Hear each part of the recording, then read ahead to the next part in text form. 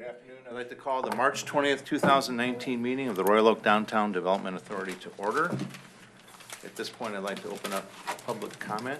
If you have something you'd like to say, please raise your hand and be called upon in the back. No. Yep.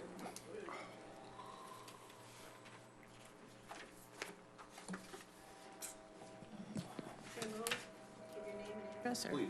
Okay, Janice Wagman, 600 Wellesley. So tonight you're presenting your goals and objectives from last year and this year. So quoting, it says the DDA's mission includes a solid, user-friendly infrastructure. Your goals include safety and adequate and safe parking. So now I invite you to pretend you're a senior living in Royal Manor, or are handicapped, or no longer are able to walk blocks or view the tops of parking meters. Do you still think the downtown is user-friendly, is safe and adequate, and has safe parking? I don't. I do appreciate your objective that you want to evaluate parking supply versus demand to determine if all areas of downtown are adequately served by convenient and sufficient parking. However, none of your goals and objectives exclude private developments like Royal Manor. Due to their agreement with the city and changes over time, there is a shortage of parking. They have gone from parking on the street to having meters installed to being forced to buy permits and cross a downtown street where no traffic lights exist. Agenda item 16C does not address the problems created with special events when they are kicked out of that lot and vendors park around Royal Manor, or when Burton Katzman takes the lot, or the need for traffic lights, which apparently the city believes can be resolved with the use of islands. If that's true, put islands all along Main. You are spending $1 million on new lights, $950,000 to replace existing traffic lights with a new design, $35,000 on the Pride Fest, and $5,000 on a new art program, to name just a few, while increasing the permit fees for Royal Manor residents by 80%. This is low-income seniors. You are recommending TIF reimbursement today in the amount of $200,000 for ADA improvements of a private development, but Royal Manor isn't given the same consideration. With regards to seniors, especially those who do not view walkability as an asset, please consider that while you and the City Commission have made accommodations for short-term parking spaces, bicycle lanes, and spent $90,000 for a bicycle share program, you have zero handicapped on-street parking. Zero. Birmingham is in the process of implementing the new ADA requirements. Keep in mind, ADA suggests minimums. I'm urging you to not go with minimums, especially at farmers market. Finally, another one of your objectives is to identify ways to improve your customer base. According to ARP, seniors 50 and over are the most affluent of any age group. We eat out locally on an average of 3 times per week, spend more than $1 trillion on goods and services, and are the fastest growing demographic in the United States.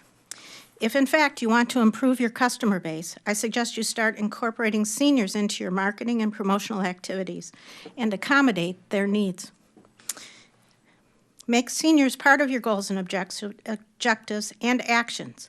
It's a win-win for the DDA and the community. So I've given several suggestions to Jeff Platt. I think Jeff's going to talk tonight too, and the Restaurant Association and that, and I have some here to pass out. Just some ideas. Thank you. Thank you.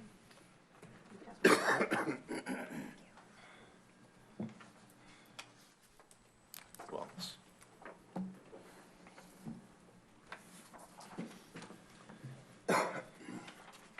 my name is Alan Ashley. I live at Royal Oak Manor. As you know, 16C is no longer viable for the DDA because it was approved last month by the City Commission to use William Street between 6th and 7th for accommodation people with mobility. At current status, we have 108 people parking in our 2 parking lots, front and on Williams. We have 30 people buying passes at $45 that were raised from $25 to $45. Of those 30, I now have 10 people parking in 13 spaces. So as more people move in and they are reasonable accommodations, I'm running out of spaces to park mobility people. Besides that, when Burton Katzman builds their construction over there, I have to find spaces for 20 people. They have no longer any parking at all. And that is causing a problem because there's meters, there's 7th Street, we can't park on part of 6th Street from Williams to Troy because that's part of the fire department over there. And across from the fire department soon will be a 6-story condominiums of 74 apartments or condos. Then we have Oakland Mall taking up P8 parking lot, which is going to be their new arts and culinary school from 7th to Lincoln. So parking is running, Burton and Katzman is taking. They will give us, and they said on air, and the city commission will go back to 25, but that's 18 months of construction before we ever move. So I have no place to put them. And I hope that you people think ahead.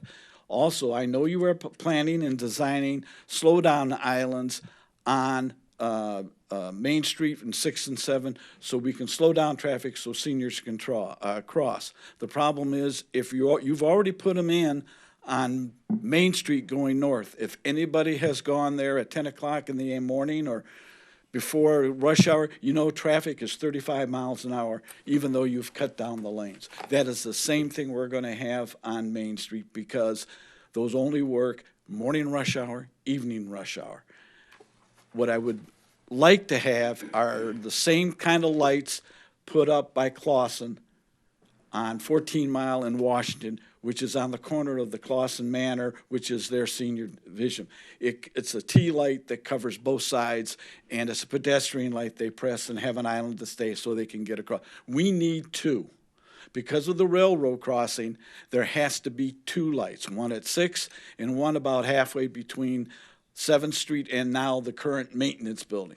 When those two, when one light goes on, they both go on, that clears the railroad tracks. I know you're going to have a problem with the railroad and complaints, but it is going to be needed because of all the influx. Do you want students at OCC trying to cross Main Street with all the traffic and how they come from Lincoln going north on that street at the speed they come through at 35 to 40 miles an hour, trying to cross that street and have one of those kids get hit?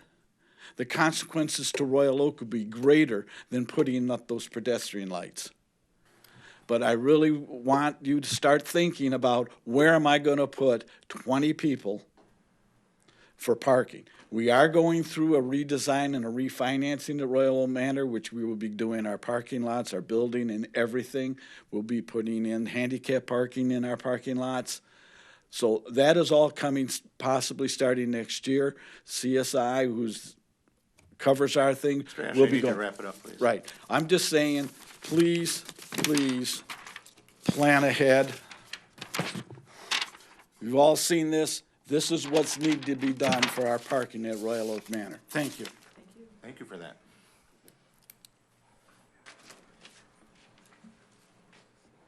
Ron Wolf, 333 North Troy. I want to correct some false information that may be going around that the seniors do not get to their fair share and the building is dilapidated, and these are false rumors. CSI is spending a fortune. I know at Barton Towers they're planning to be fixing the roof. They're also looking at parking and lighting and so many other things, and also looking at a fence at their expense. CSI has money, and by the way, both of these buildings pay quite a bit of money into the state, which is returned to the city. Now, we just have a small portion of low-income seniors in both buildings. I mean, a good, not say a small portion, a fairly good size portion. But these are, but compared to the population of Royal Oak, they're about the size of a mouse to an elephant. And I think if you want to, heard the fairy tale of the mouse and the lion. This is just a little mouse. The $25 for 18 months or so, is it going to break Royal Oak? You find a way to make up the money somehow, somewhere. Meanwhile, I handed out a handout about my ideas for a future park I hope you're going to look at. I want to remind you of when Pat Capello once mentioned that she'd like to see the DDA act independently of the commission. And I support that. There's so much going on downtown, and the commission is neglecting the downtown. The DDA needs to have more power to handle its own downtown. When I walk the streets, I see garbage in front of certain bars right in my neighborhood, right all over the streets, full of garbage. I see facades that are unpainted, neglected. I think the owners and the owners of the establishments and some of the restaurants, I think, are totally unaware that you have a service where you, or say a provision where you pay about 50% of the painting or whatever. All they have to do is apply for it. People need to know about this. Pinkalicious, please give them their little sign. There was a small plate restaurant that failed utterly. This is the only restaurant that has an upstairs, that's only upstairs in the entire city of Royal right now. And it's at the, really at the entrance of the city. That sign will be very beneficial to the city. It's a small sign. I know it just needs to have a little variance. Maybe you can put a cap on that variance. Let's say 3 years. If people really object to it, doesn't work out, they have to remove it in 3 years. If they agree to that, let them put it up. So, you know, there's always a way there's many ways to skin a cat. That's what I'm trying to say. And I really wish many of you would be more open-minded instead of trying to kill the messenger who tries to improve the city. And I hope you're going to go, by the way, I'm still going to push Nowak and Frous. They're bringing in a guy, they have a guy from Vegas who does LED lighting and really can do a great job. And once they're through with the downtown park, you can turn them loose on the downtown. Okay, thank you. Thank you. Anybody else?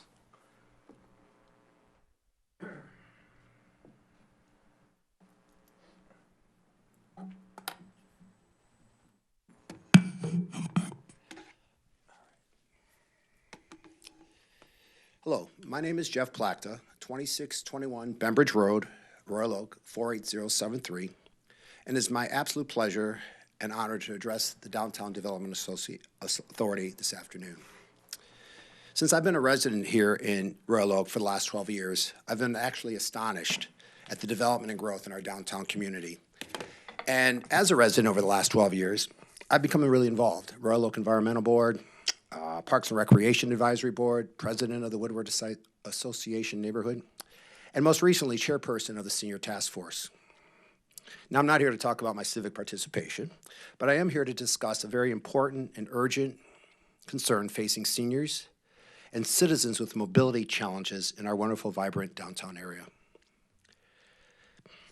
As a background, I first want to share a little bit about our Senior Task Force, which will lead to me why I'm here today.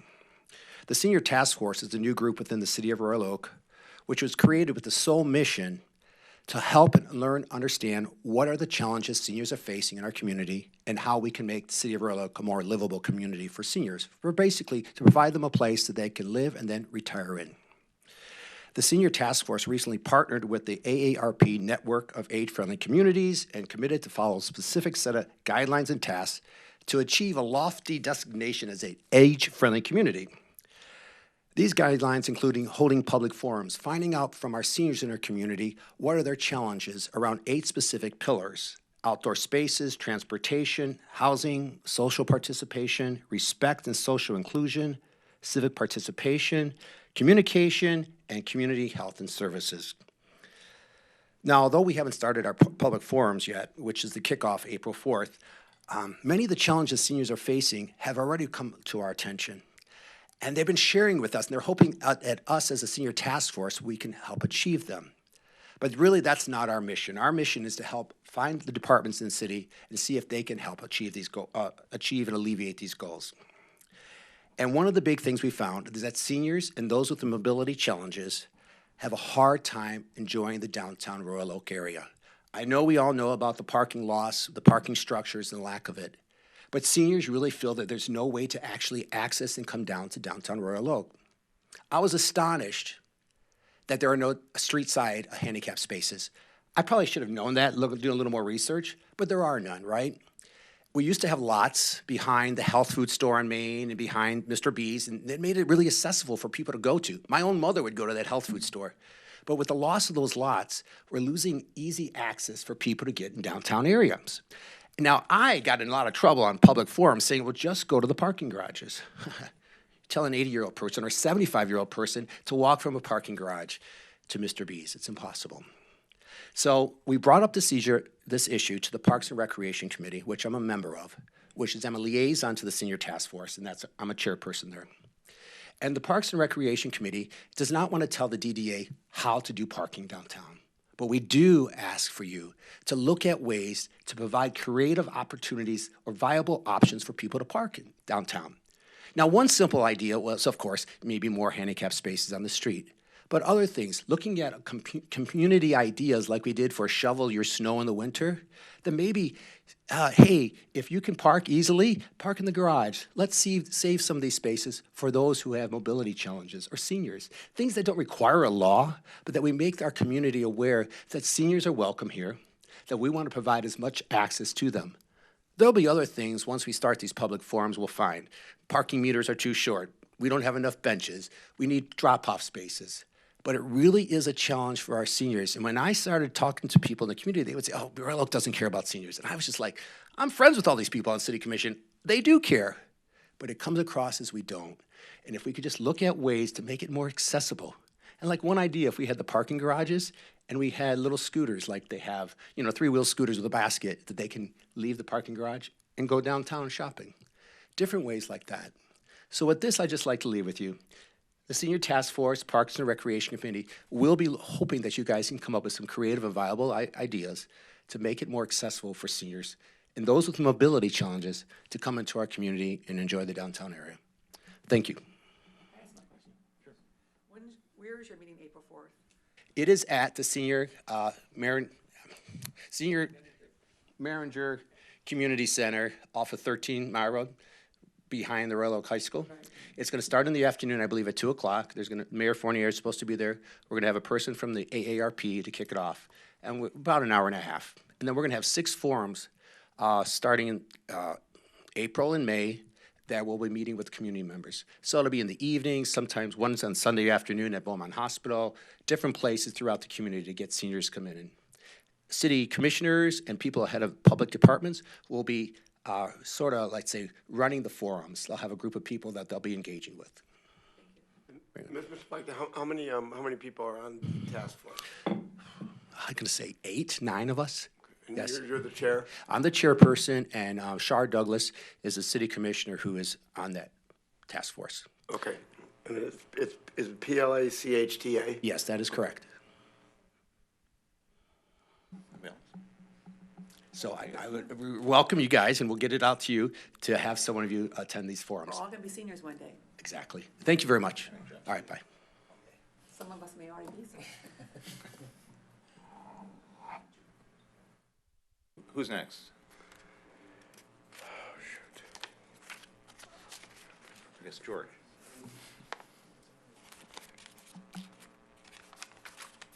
George Gomez, 2018 Guthrie Avenue in Royal Oak. I can actually go to that meeting now, so that's really, I don't know if I should be proud of that or not, but anyway. My point that I brought up the other day to the Park Task Force, I'm glad to see that the DDA, Jay Dunstan has someone on that, was in bringing to their attention that in all the forums I attended and how we're going to design the center street parking or the park, is that I don't think we discussed at any time what's going to happen as we sell off all these properties and there's no flat land for the Arts, Beats, and Eat event. And one of the main draws to Arts, Beats, and Eats for my friends and others that come in town is, of course, the main stage. And so when 6th and Main gets developed, where are we going to go? Where are they going to put that kind of an event? So as you approve or be participants in it, since you're funding it with $5 million of your commitment, I'm hoping that you'll influence somehow the design to take that in consideration, because when you think about it, it will really be one of the only flat surfaces left, especially as we develop the farmers market area. So I thought selfishly we should start to raise the question, because it really didn't come up at any forum in the design. Everybody wants a water feature, a statue in the middle, play area, and those are all wonderful things, but when you think of the downtown, you really need an area in which to congregate and to continue the success of the downtown that you've developed. So I just wanted to share that thought with you, and maybe you can influence that somehow. Thank you, Mr. Gomez. Anybody else? Yes.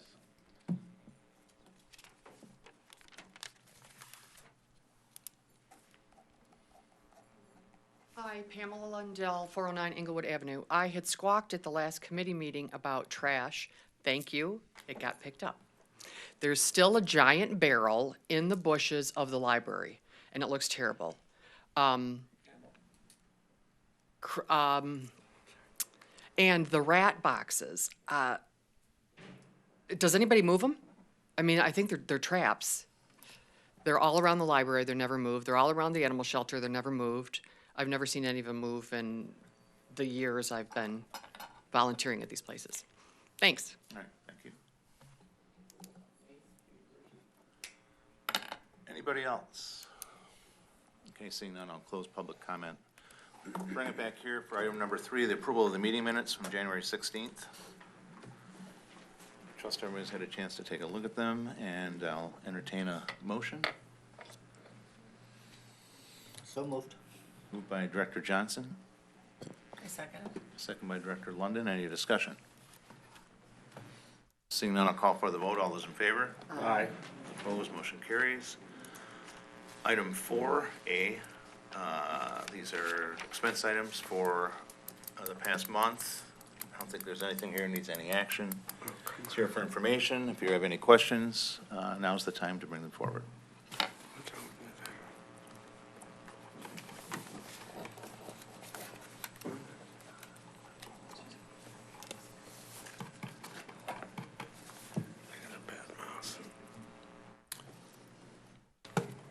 Nothing here?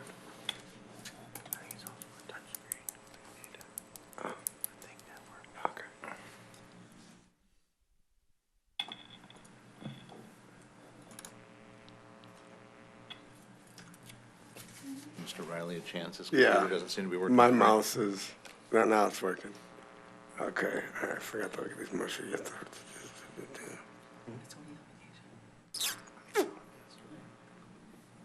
No, all good. All right, no questions? On to number 5, the Alleyway Improvements Master Plan. I believe there are representatives here from the place in Vanderbrink that will give you a brief overview of the final version of the plan. They've added some cost estimates for it. When they're done with that, obviously, if you have any questions. And they're also here potentially to talk about item 10, if you'd like to move that up so they can. Yeah, we're both gonna in a move row. item 10 up. What's that? I don't know where you wanted us to set these. Oh, that's fine. That front screen. They also can see it on the front and up there, hopefully they'll show it. Okay. So hello. I'm Jennifer Shahab with Fleece and Vandenbrink. We were hired to do a master planning study for the alleyway between 3rd and 6th Street back in September. We did a utility review with the utility companies along there, and then we came before you with a draft in November. You asked for some tweaks because we had incorporated some of the parking areas adjacent to the buildings, adjacent to the alleyways. So we made those tweaks to the plan. We put together cost estimates for that revised layout. Rick Stout is here with me to talk about some of the details of that.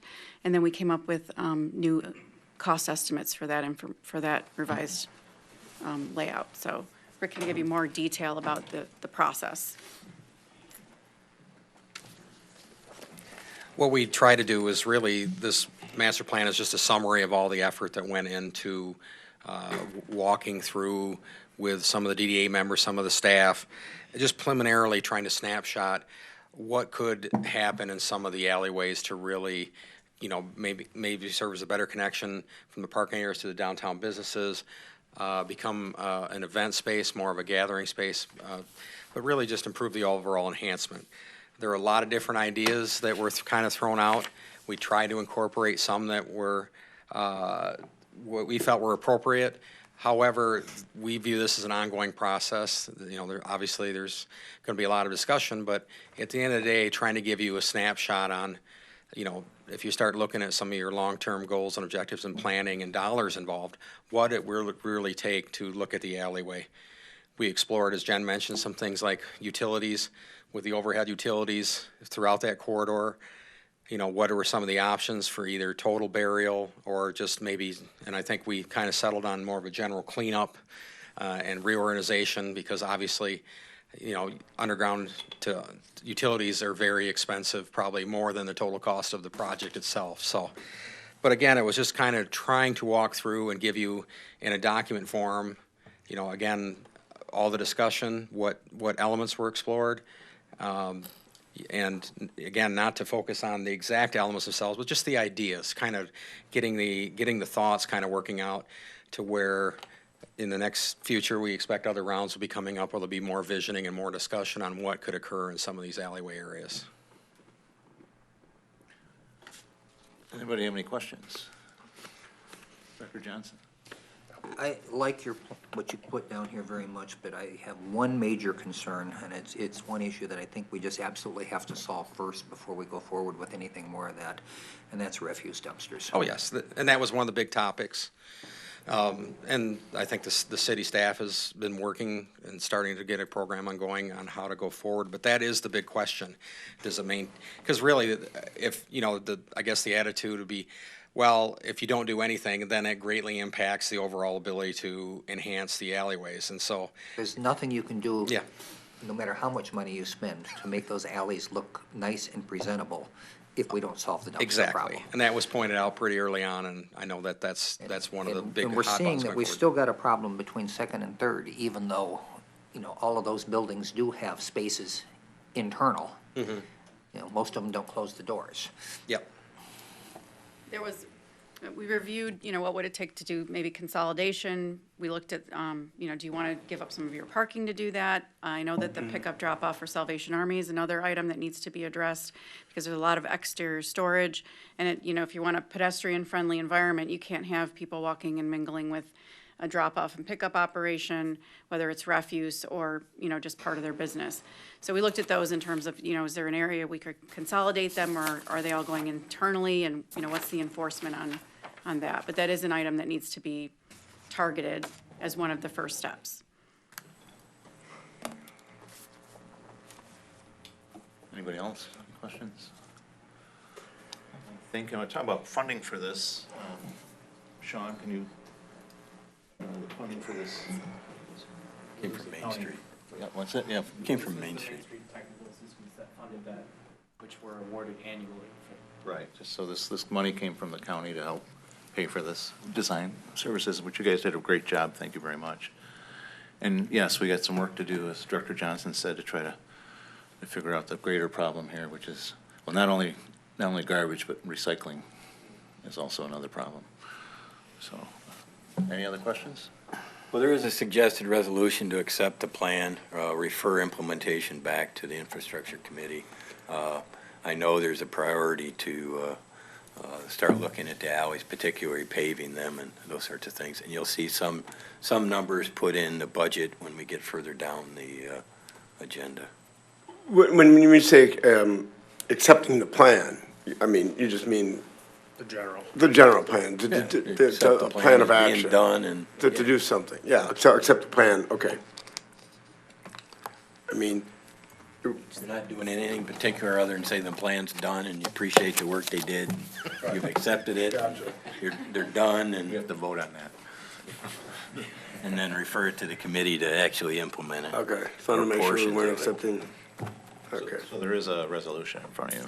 I'll move the resolution. Moved by I'll Director second. Krieger, seconded by Director Riley. Any discussion? Oh, good job, guys, thank you. Now, they're staying up, right, and Yeah, don't go too far. Yeah, I'm just gonna grab Justin. That's good, okay. Okay, any further discussion? Seeing none, I'll go call for the vote. All those in favor? Aye. Those opposed, motion carries. We're gonna jump on down to number 10. Well, this second item where it really started from, for a little background, is you'll see some mast arms at traffic signals at various locations being put up around town. One at South Main and Harrison Avenue. There's another one planned going in at the entrance to the new parking deck at 11 and what used to be Williams Street. So with that, if that's the direction we're heading with mast arms, engineering had asked the firm to do some things with QMAC, and I asked the city engineer to see what it would take to get cost estimates to take some of those traffic signals that are currently in the plan for some upgrades under that program, and actually design them for mast arms and cost estimated out. So they provided a cost estimate to looking at several of the intersections, and frankly, today I received a spreadsheet from you, and I've handed that out to them. So whatever you want to walk through and present what's going on, that's fine. Justin Rose. I'm one of the traffic signal engineers over at Fleece and Vandenbrink. And last year, I had worked with the City of Royal Oak Engineering Department to go after what's called CMAQ funding, which is congestion mitigation and air quality. So it's through the EPA to kind of improve traffic flows in order to reduce emissions throughout a certain corridor. So in 2019, the city was awarded roughly $1.4 million for signal improvements along 11 Mile and 13 Mile. And in 2020, about $1.2 million for improvements along Crooks Road and Main Street. So as part of that, taking a look at the DDA, Tim gave us an idea of which signals to kind of focus on. And comparing that to what we were doing in CMAQ, we had done some improvements were going to be made in 2019 at Main Street at 11 Mile, 11 Mile at Washington, 11 Mile at Center, and 11 Mile at Troy. So of those, 11 Mile at Troy was already planned, already funded, 100% federal funds, so nothing hitting the taxpayers directly, for full mast arm, full modernization, full improvement to the signal, including all the bells and whistles, cameras, new controller cabinet, everything. Yes, and pedestrian improvements and ADA ramps, all that. So work at Main Street at 11 Mile and 11 Mile at Washington, which if you look on the third column over, that shows how much funding was already planned through the CMAQ grant. That was going to get some traffic signal improvements, meaning video cameras, some pedestrian facility upgrades with push buttons and ADA ramp upgrades, new controllers, stuff like that. And 11 Mile at Center has a lot of that already in place, so really that was just going to get a new controller. So then as you kind of move down, we show what we've already are under contract for as far as the design fees, the construction, engineering fees, and then moving along, figuring out, okay, what would be the difference between what's already being funded and moving up to that mast arm? And then the additional design costs, construction engineering, adding in some contingency just in case, because again, this is a very rough estimate, just kind of saying, okay, it's roughly $200,000 in a downtown area like this to put in a mast arm signal. So all that together to do the 2019 project, which we're in the heart of design on right now, that would be just under $600,000 to have those 3 new signals be, including the design, including the engineering, everything like that, to be upgraded to the fully mast arm painted, beautiful, like you've seen in other areas. And then doing the same thing for the 2020 program, that's just about $650,000 because less work was already planned. So, I guess I'm here to answer any questions. Question, just jumping ahead to the budget, you're saying it's 200,000 a mast arm? Roughly, just to take out what's existing and throw in the full intersection mast arm. Yep. So what's come out of the infrastructure committee? I'm seeing a list of 10 different locations here that we're looking at on the screen there. Is what's being, I'm confused on the numbers, because that would be, 10 times 200 would be 2 million. Well, the big thing there is some of the reason it's not $2 million for all 10 of those, just looking at this roughly, is right around 1.7 million, which that also includes the design costs and the construction engineering and everything like that, which is usually around 15 to 20% on top of the actual cost of the signal. So that $200,000 is just to have all the equipment installed in the ground. That doesn't include the engineering costs. So whether you have a consultant do it or if you were to design it in-house, it's usually about the same. right around that 15% on top of that. So for that, you could probably consider about $240,000 per location. You're saying it's more. If you include the engineering costs, of course. So what does the 900 cover? Let me clarify one thing. At the infrastructure committee meeting, we didn't have these numbers in front of us at that time, and this is what we asked for. This is more like the list that you're seeing at the 10 locations was somewhat of a wish list, okay? Not knowing where our budget was going to allow and what was going to allow to happen. So it was a budgetary number, not knowing what the costs were? Correct. Okay. Correct. So what we asked for was to get this closer to a number that we could look at per mast arm, so we could then, if we needed to shorten the list or expand the list, we could make a judgment at that point, depending on what the cost per intersection was. So then that's kind of where we're at with it right now. Then I'll throw it back to you guys. So from a functionality standpoint, I mean, I don't claim to know anything about mast arms versus traffic lights. I'm intrigued by what they're doing down at 696 and what MDOT's doing down there, moving stuff around on wires. I'm not saying sell me on mast arms, but tell me the difference. Why mast arms versus what's currently there? So one of the big improvements that mast arms allow for is safety. You know, just having the signal at a set height, at a set distance away from your stop bar, you can see it a lot easier. You can see it approaching the intersection. You don't have to run into the same issues as whenever you have the diagonal spans. I'm sure all of us here have been behind that truck where you have no idea what the signal is. Having the mast arms allows you to see that from a further distance. That way you can kind of gauge that, and it just is better for the vehicular safety. Vehicular safety is where the mast arms are improved. All of these improvements also include, in that $200,000, is upgrading all the sidewalk ramps to make sure that it's 100% ADA compliant, the universal accessibility, adding the push buttons at the proper heights, at the proper distances away, to make sure that everything functions as it should for anybody who's walking, or in a wheelchair, and a scooter, anything like that.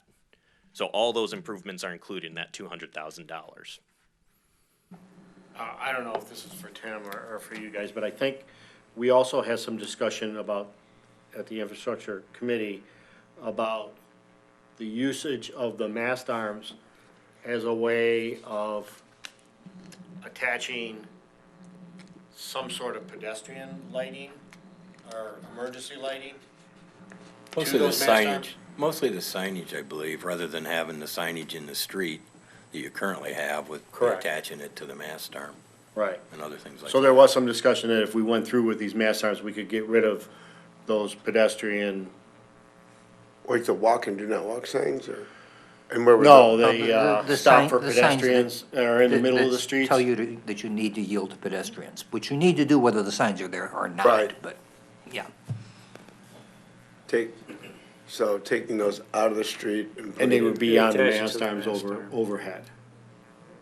So, I mean, there was some discussion about that. I don't know if that's included in any of this. Just wondering, people see that easier than the one on the street? I mean, I live at Fifth and Main, and those things are lifesavers. They are, but I think a lot of concern was is that if you were in the right-hand lane as opposed to the left-hand lane and you were driving along, that you might not see those in the center of the street. The concern is when they take them out for the snow plows and they don't put them back. One thing that I will say is, like at Fifth and Main and Sixth and Main, where there are not existing traffic signals, you can't really replace those with the mast arms. That's not included in here. That would have to be a separate project, and then even then, you'd have to go through a big warrant analysis because, as I'm sure some of you know, putting up a signal in a spot that's not warranted actually opens up a lot more liability at times. So. Well, and what all those studies are necessary. I guess procedurally, what you have in front of you is the proposal to do the cost estimates of these 10 intersections at roughly $10,000 if I'm. Yeah, I think it was around 7,500. So our course of action here is referring it to the to infrastructure? deal with that in the sense of what the committee was recommended and what they provided, I believe, correct? Yeah, and one of the things that I will say is right now we are on track because we're getting federal funds for the 2019 projects, which is 11 mile and 13 mile. We're right now shooting for an April 8th submission to MDOT for what's called a grade inspection package, which is roughly a 70% complete set of plans. So if you did want to move forward on, say, those first 4 intersections, the ones along 11 mile at $580,000, that would, I can work with the engineering department on figuring out how to get that designed in the meantime, if that's something that you want to move forward with. Well, you got 2 separate items. One's the design, it was here, and then the other one is whether you're gonna budget for this later.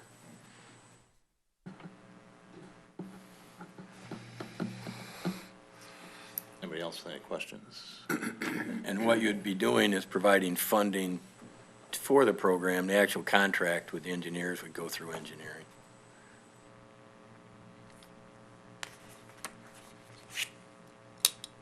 Okay.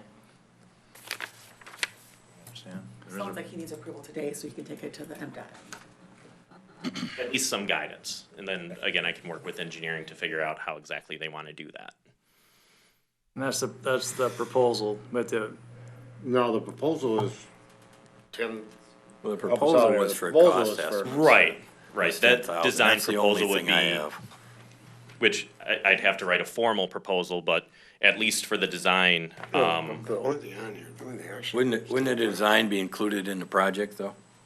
in that total cost at the end, yeah. Yeah, so I think you can simply approve the original item that was The 10.5. presented and provided, the 10.5. That's all you And bring. then That's the if only you action wanna- item, And right? then if you want to budget for this, it would be included in that. And they can work with engineering. But if they're contractors. going to MDOT April 1, then, I mean, Well, they're going to MDOT for not doing mast arms. okay. Right, so to change, That's which, the big difference, is they're not doing mast arms Okay. under Got the it. project is going forward. So if you want mast arms in 2019, you need to give them that direction. okay. That's why it's here and why we're moving fast at the infrastructure committee. So that direction is given by approving. No, this. vote on the 10.5 and then we'll deal with the other one separate. Got it. Separately, yeah. Director Johnson? So I'd like to follow up on an earlier statement. You talk about it being more visible and safer for the drivers, but I'm not understanding why. Are these higher I don't than get the that. suspended signals are? it's not necessarily that they're higher. In wind situations, you don't have this, you don't have to worry about them turning, you don't have to worry about them swaying, picking up. They're a much steadier place. And at a lot of these locations, at the 11-mile ones where you have the box spans, it's not necessarily, well, it is safer, just they've found that you have a higher tendency to view it, just going through countless studies by FHWA and other places. But it's a major safety improvement compared to diagonal spans like you have at, say, Main and 3rd and Main and 4th. In those comparisons, it's considerably safer. Okay, but why is that? Again, it's just from a visibility standpoint, it's not necessarily higher, although a lot of times it often is. The big thing is it's away from the stop bar. So when you're stopped on this side of the street, having the signals on that side make them a lot more visible from a lot more locations. Instead of when you're stopped here and the signals are right over your head, it's kind of hard to see. Plus, with these, you have the new back plates that are required, which cut down on if you're looking into the sun. Those back plates kind of cut down on a lot of that glare as well. So there's a lot of other safety improvements, not just the mast arms.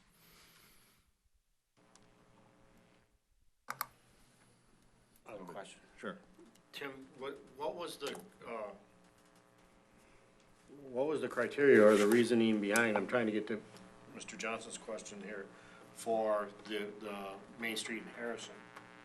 At that time, Yeah. was there any particular, Well, I wasn't involved in the total layout of it, but that seems to be the reasoning from engineering and from MDOT. I mean, that was a MDOT-funded project as well, as they seem to be going to that design. So you've got one at Main and Harrison, as they indicated, they're planning to put one at 11 Mile in Troy as part of 2019 already. That's already funded. They're planning to put one in 2020 at Main and Lincoln, and there will be one at 11 Mile and Williams, the entrance to the parking deck. That seems to be the standard that we're heading towards, and part of the discussion at the Infrastructure Committee was, why are we mix matching, and if they're safer and they can provide better pedestrian safety as well, then let's go that route. So you wanted to get some estimates of cost, and that's where you're at, and I believe it totals out to about $583,000 in 2019. Yes. When would the 2020 ones be done? Would that be in the spring of 2020 or after Most likely, July? that funding would be obligated, which obligated means that the city would be able to start using those funds in October of this year. But we're still working on the 2019 funding, and that became obligated last October, even though all the, I think we got approved right in October to work on the designs. So yeah, most likely we would shoot for either the spring or summer of 2020 for all the signal improvements along Main Street and Crux. So the approval on the 11 Mile and 13 Mile projects currently approved did not include Main and 11 Mile. It included $60,000 worth of improvements. So installing cameras, making some signal upgrades, putting in, I can't remember off the top of my head, but I think it included putting in the countdown pedestrian walk, don't walk. I don't remember if it's out there right now, but definitely push buttons and other things to just make the signal operate better. But it didn't include actually taking out the existing poles and putting in mast arms. So that's where the extra cost plus a new cabinet to get everything to work perfectly, top of the line kind of thing.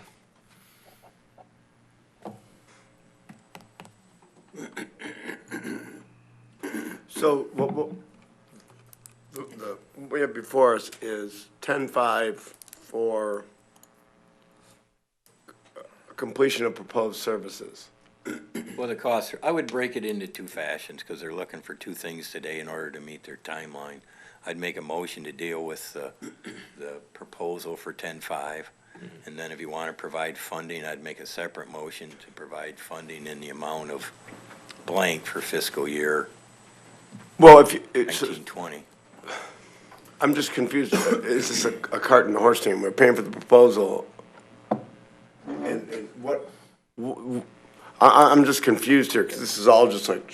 So I'll give some clarification. What you have in front of you is just a very, very rough preliminary cost estimate. This is just to kind of give you an idea. Understood. The proposal for the 10-5 is to really hammer in, start looking at quantities, start looking at the individual locations to be able to tell you, okay, this is probably, even though it's not out to bid yet, you're probably going to, instead of that blanket $200,000, at this location, you're looking at 185. At this location, you're looking at 197, this Right. one. So getting that information in a memo format, stuff like that. That being said, though, if we were to go ahead and approve the proposal, which I would think that we would, but on the heels of that, we're gonna go ahead and budget slot something there. I mean, are we saying that we're going ahead with it? Because once But if you don't want to do mast arms, then you should vote no. Well, I guess would be my if you wanna problem do is mass that terms. we got this sitting right here, and coming into this, I'm looking at a slot for $950,000, and I'm thinking that it's this list of In everything. front of the infrastructure committee twice, and they're recommending it. So. No, I understand that, but were they aware that it's a $2.8 million project? I guess that's my question. Well, they weren't planning on doing all of these. They were planning on doing some of them. Right. The 2.8 was just from the original list that I was given. Those were the locations that Tim had handed to us. I just included those last four because those were additional locations that were already in the DDA that weren't included in that initial 10 list. Those are Washington at 4th, Washington at 6th, Washington at Lincoln, and Lafayette at 4th, which I just kind of threw onto this list in case, just for more informational reasoning. So I get that my question would be, looking ahead into the budget, since we've got to vote on this, how many areas did the infrastructure committee plan on implementing mast arms? And did you know they were $200,000 apiece? We didn't at the time, and the wish list was what you saw before you there. Which was 10 of them. Right, and now we have to go back and. But we're being asked for looking an at budgeting. answer now. We're being asked to budget for the 2019 projects, is what I understand it to be, correct? Hey, you're looking to budget for fiscal year 1920. So whether you budget for future ones on Washington or Lafayette, maybe you don't want to do them, but. So how many of them are, how many of them on there are in Maine? 4 or 5? Well, on 11 Mile, there's 4, and one of them is going in. 11 Mile and Troy is going in. That leaves 3 others on 11 Mile that are not being put in. Okay. That's the first ones. So Main There's Street- also one going in as part of the parking deck at 11 and Williams. So there are 2 mast arms going in on that this year. There are 3 locations where they're not. So if you want to fund those, now is the time to do it. If you don't want to do them, then don't do them, because they won't get done. Then Main Street, there's one that's going to go in Lincoln and Maine in 2020. I don't believe any of the others are planned to have one. So if you want to do them at Main and 4th, Main and 3rd, and Main and Kenilworth, you would budget for those at that time. But if you don't want to do mast arms, and again, this came up to Infrastructure Committee, and the committee wanted to do them. Now's the time either to do them or not do them. Well, Director Krieger, let me ask you, in terms of aesthetics, Yeah. are the mast arms, like if you were to drive up Main Street and instead of wired lights, whatever, you saw mast arm after mast arm after mast arm, is that a dramatic difference? Absolutely. It is. Absolutely. How dramatic? $200,000 a pole dramatic? Depends on your point of view.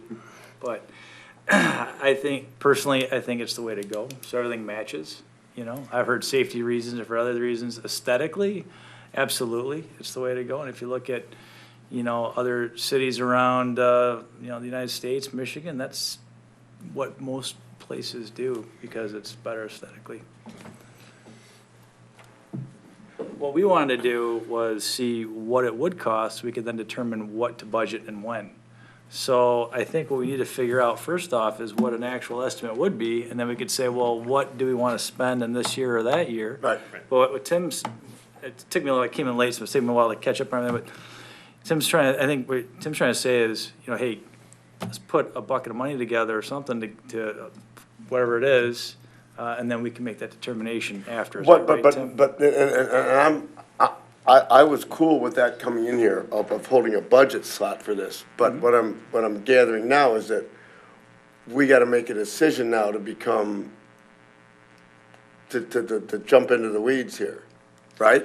Right, and I apologize. I was brought late into the game knowing that the DDA was interested in making these improvements.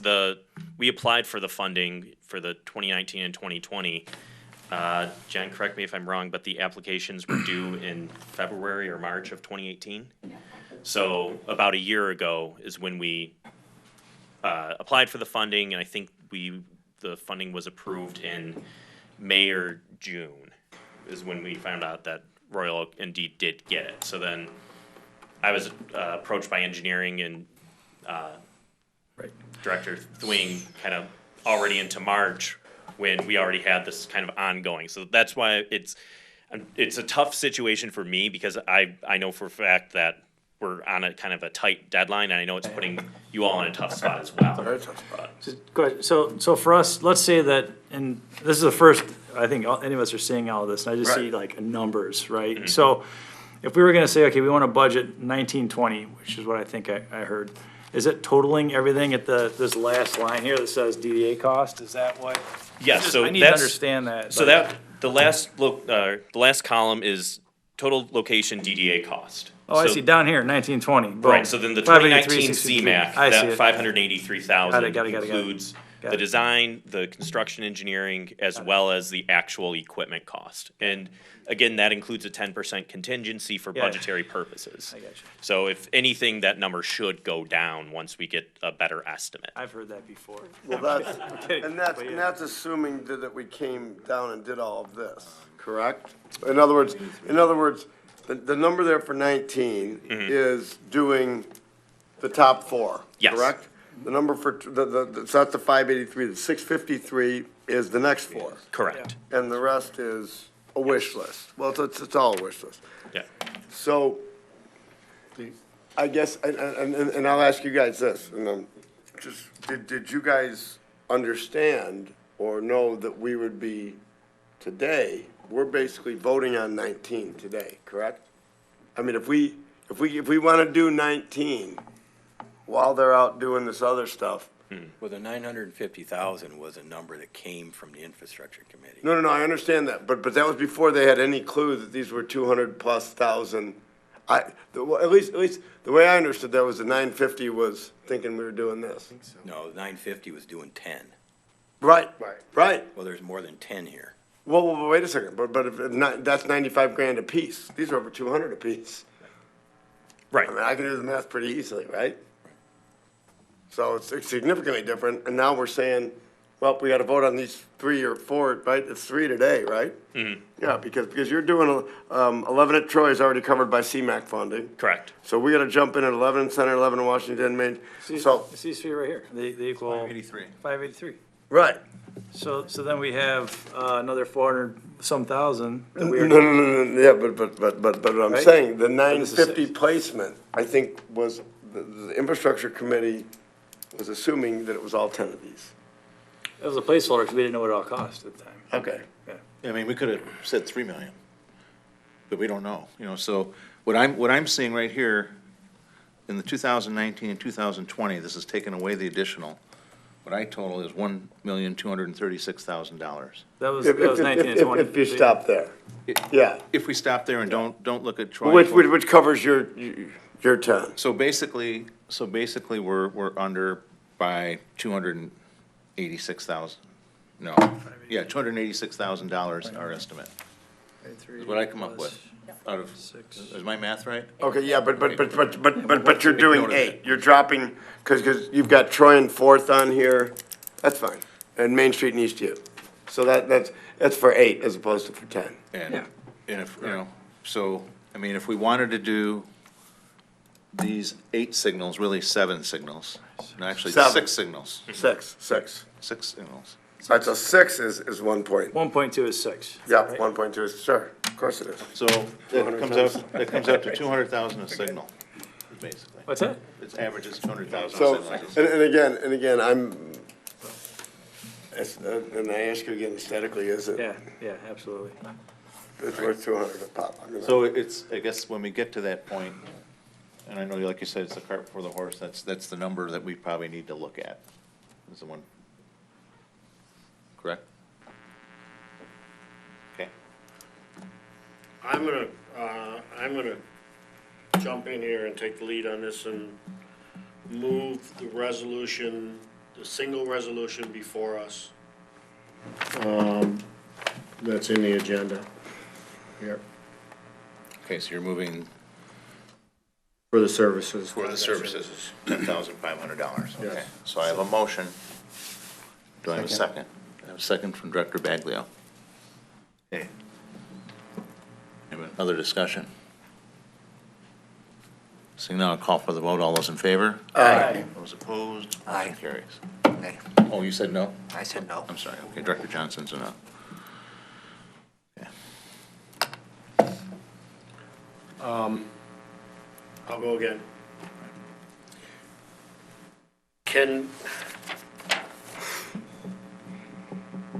I need to ask a question before I make a motion here. Because it's based on this dollar amount. Can the 2019 and 2020 budgeted items be separated, Mr. Twain? Well, if they're gonna occur in, I sure you're asking. Fiscal year 1920. Can we covers budget for 583,000 for this year? Well, that's gonna cover all of 19 and 20. That's gonna cover the 8 that we've spoke of? No, it's No, just the It's only gonna cover the, correct. And I guess that's what I'm asking is, I guess one question is, when does fiscal year 2020, 2021 begin? July 1st. July 1st? Okay.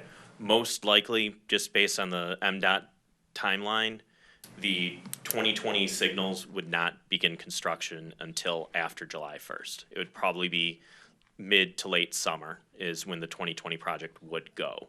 So, Aren't you gonna wanna know you're doing them before you design them, and right. you're gonna wanna know they're funded before you, Right, I'm just saying as in a sense of that funding wouldn't necessarily be the 1920 budget or fiscal year budget. It would be the 2021 fiscal year budget. well, you could carry it over. Yeah. Whether you're gonna allocate, you're gonna wanna either signal that you're gonna do them or you're not gonna do them. Did you say signal? Yeah. On purpose. Okay. I guess, I guess I'm looking for some more feedback from the rest of the. So are you saying you want to do a budget adjustment under our? I guess what I was our saying current budget? is, in the infrastructure committee, if we were looking at this 1.2 figure, should we be looking at this as two separate budget items? Well, understand. 600,000 per year? Understand procedurally, they're gonna still go out and design it. Then it's gonna get bid, and you're gonna get an actual construction number. These are just guesstimates, Right. okay? It may be lower by 10%, it may be higher a year from now. So you're just budgeting a figure saying you want to do these lights in all these locations. I guess from my perspective, and I don't know how the rest of the committee feels, but from my perspective, I don't see the problem with budgeting for this. If it doesn't fall through, or if it doesn't follow through, then we readjust the budget. I mean, But you're going ahead with it today or no? Well, we're going ahead with getting a cost going estimate. ahead with getting No. an actual Well, no, cost. we can get a cost estimate and say, you know what, we're not gonna do any of this. Right? No. If you wanna do 11 Mile, you need the answer today, right? Pretty Yeah. soon, yes. Yeah, All right. and that's the problem I have with this, is that this is, if you add up this entire thing, and granted, I understand some of this is a wish list, but the top 10 were included in what you guys were thinking, so there's only 4 other ones. You're talking $2.8 million, which I know it's over a couple of years, but that's, basically 2/3 of our top line. And I think it just needs more time, I think, than just remember, and I don't even know if we had time, whether I guess, and I'll just ask you guys this, if you guys, if these guys have been at your infrastructure meeting and said, okay, these things are gonna be between 2 and 240 apiece, 2 and 240 grand apiece, would you guys have been as in favor? And that's an unfair question, but. I guess my response to that would be, I would still be in favor. Maybe I would have been more receptive to more selective of the locations and which ones we did and which ones we wouldn't. Well, we have that ability.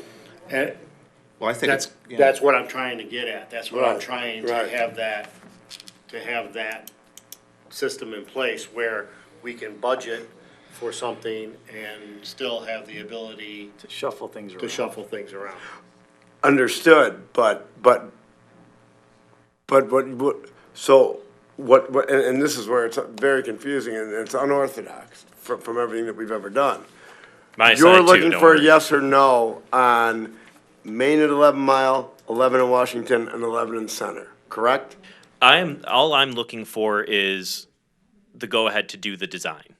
So that portion of it is about $18,500, including a topographic survey at 11 Mile at Center. That's the information that I need by, well, soon, Okay, now today, I'm really preferably. confused. I'm really confused. I thought the design was 10.5. Now you're talking 18 grand, I guess, right?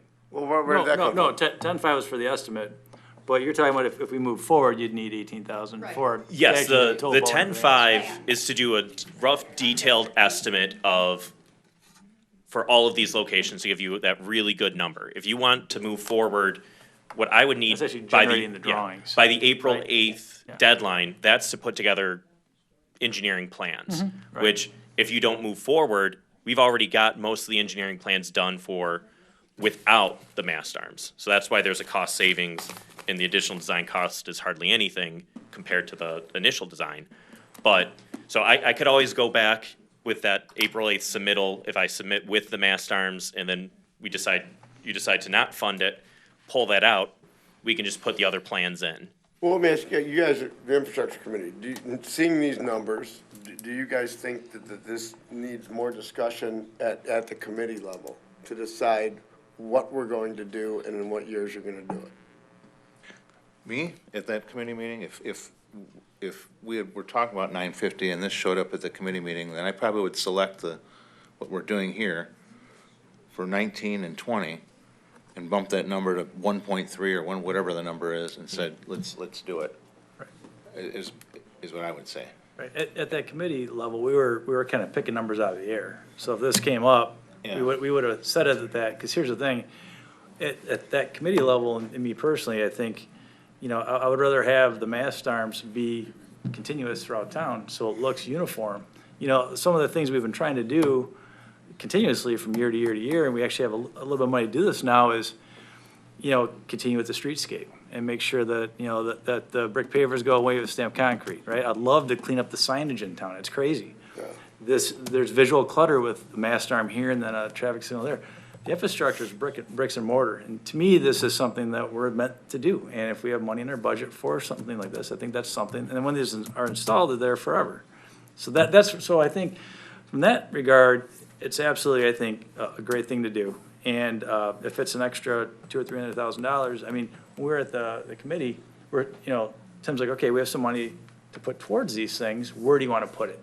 And we were just doing this, so if this was adjusted up or down, Matt, I think that we would have said, okay, let's do it. But again, you guys, and right, wrong, or indifferent, you guys were thinking there were 10, and now we're down to 6. I think that's part of the, Yeah, I'm okay with that, because then maybe in another 2 years, we do another 4 or 3, or, what I mean, we can keep, moving towards, making it, continuous visually. Much like we did with the streetscape. Yeah. I mean, Yeah, we didn't shut the whole town down, you do these areas and that areas, and, There's two, we can't start on Main Street first. yeah. yeah. Yeah, and I think that's where I'm at with this, is that if it needs to go back to infrastructure for discussion, that I'm fine with that, to discuss how far down the list we wanna go. Well, that we can do, these guys need approval so you can start your drawings, right? That's the critical thing for you, right? Right. 18 grand, Yes. on top of the 10 grand, Yes. right? So it's 10 grand for the estimate, to figure out what to do, back to what you were saying, Mike, but it's Right, 18 grand. that's to do give drawings. you and your infrastructure committee a much better idea of what to move forward with. Right. The reason this is so, it seems a little bit on the convoluted side, is because it's federal dollars, and we're set with a very specific NDOT timeline. So in other words, in order to take advantage of the federal, the CMAQ funding here, you have to move. In other words, it's going, are you on board or not with, at least for 19, with these 4 sites? Right, in reality, if you were just to take what's out there right now and try and do this in another few years, the total cost for just those 3 locations, the estimate would be about $768,000, including the design engineering, construction engineering. So to take advantage of that roughly $230,000 difference in savings, that's where that $18,000 to just move forward now to get the designs done. And then one nice thing about having the designs done, even if you don't decide to do it now and it's something that you want to do later on, the design's really not going to change. Just one more time, and you went over it in your initial talk, but like at 11 in the center, you mentioned the $5,000, and that was because some that stuff was already done there, correct? Yes. So again, that's why I'm saying that $200,000 is just kind of that blanket number for budgetary reason. If it's already got certain detection, if it's already got ADA ramps and pedestrian upgrades, then I don't need to pay for that. So instead of that being a $200,000 You're saying the difference- rough estimate with mast arms may be inflated. Right, because that's So the assuming DDA cost, everything. because that's what I don't understand, is that if if a lot of the work's done, then why is the DDA cost $239,000? And then I guess my question would be, why didn't the feds give more in that area?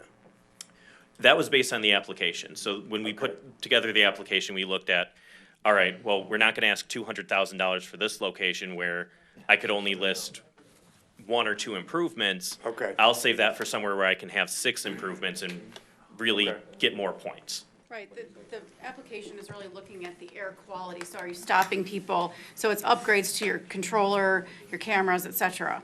But if we only have 1 or 2 of those at a location, we're less likely to get the whole thing funded. Yeah.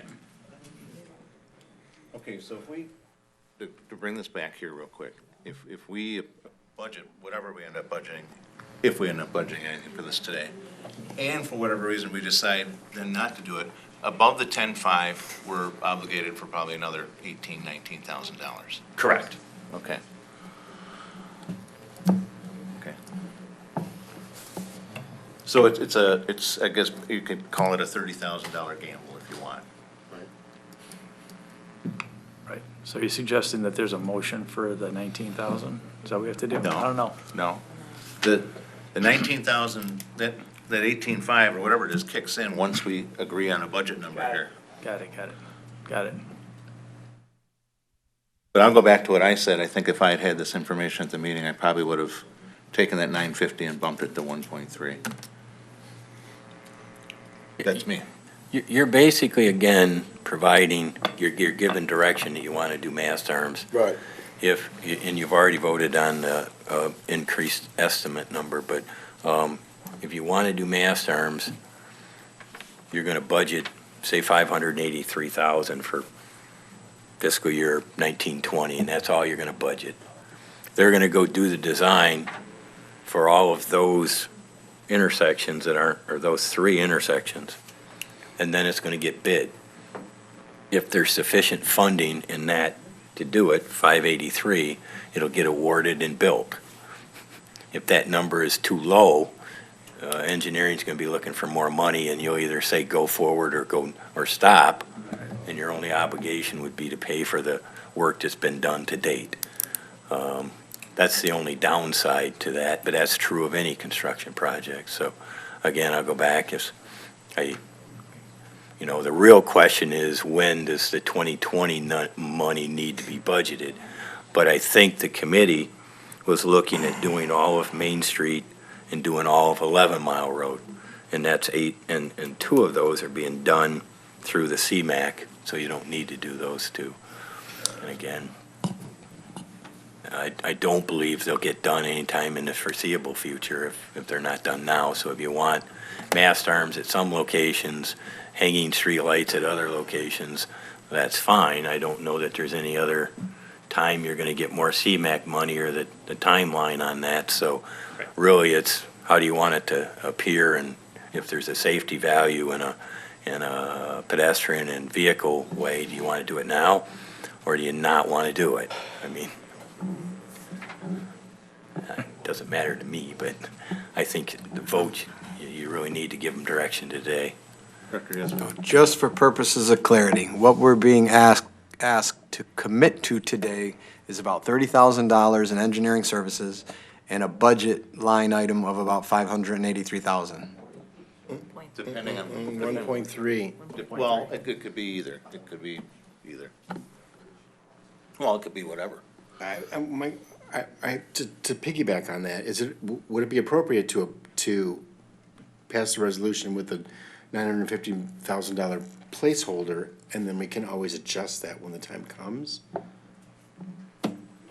Could do that. Yeah, sure. I mean, I'm ready to make a motion. Yeah, I don't see any issue with that. Okay. Personally, I mean, from my perspective, you know, because, and this is just, I'm just throwing this out here. We could potentially, I personally would like to see the 11 Mile and all of Main Street done too. But if there's an issue, I personally would also like to see Main Street and Third and Main Street and Fourth done, okay, in this second portion of the list here. Now, could we have discussion about Main Street and Kenilworth and Main Street and Lincoln? Sure, we could have a discussion about that. Well, Main Street. Lincoln, you got funding for. Is covered. Okay, I'm sorry, then that's not one of the. Right. Okay, so there's 3 on the top and 3 on the bottom. Could any of these be eliminated? You know, if that is gonna make, somebody on this committee, more comfortable, I don't know, but, Well, I'm gonna go back to what Director Krieger said about continuity and everything else we've done downtown. We've done it with that in mind. yeah.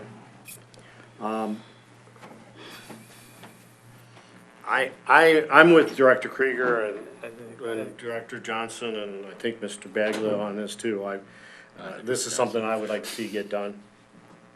He's not. I'm not, He's I'm not in that one. I don't like these.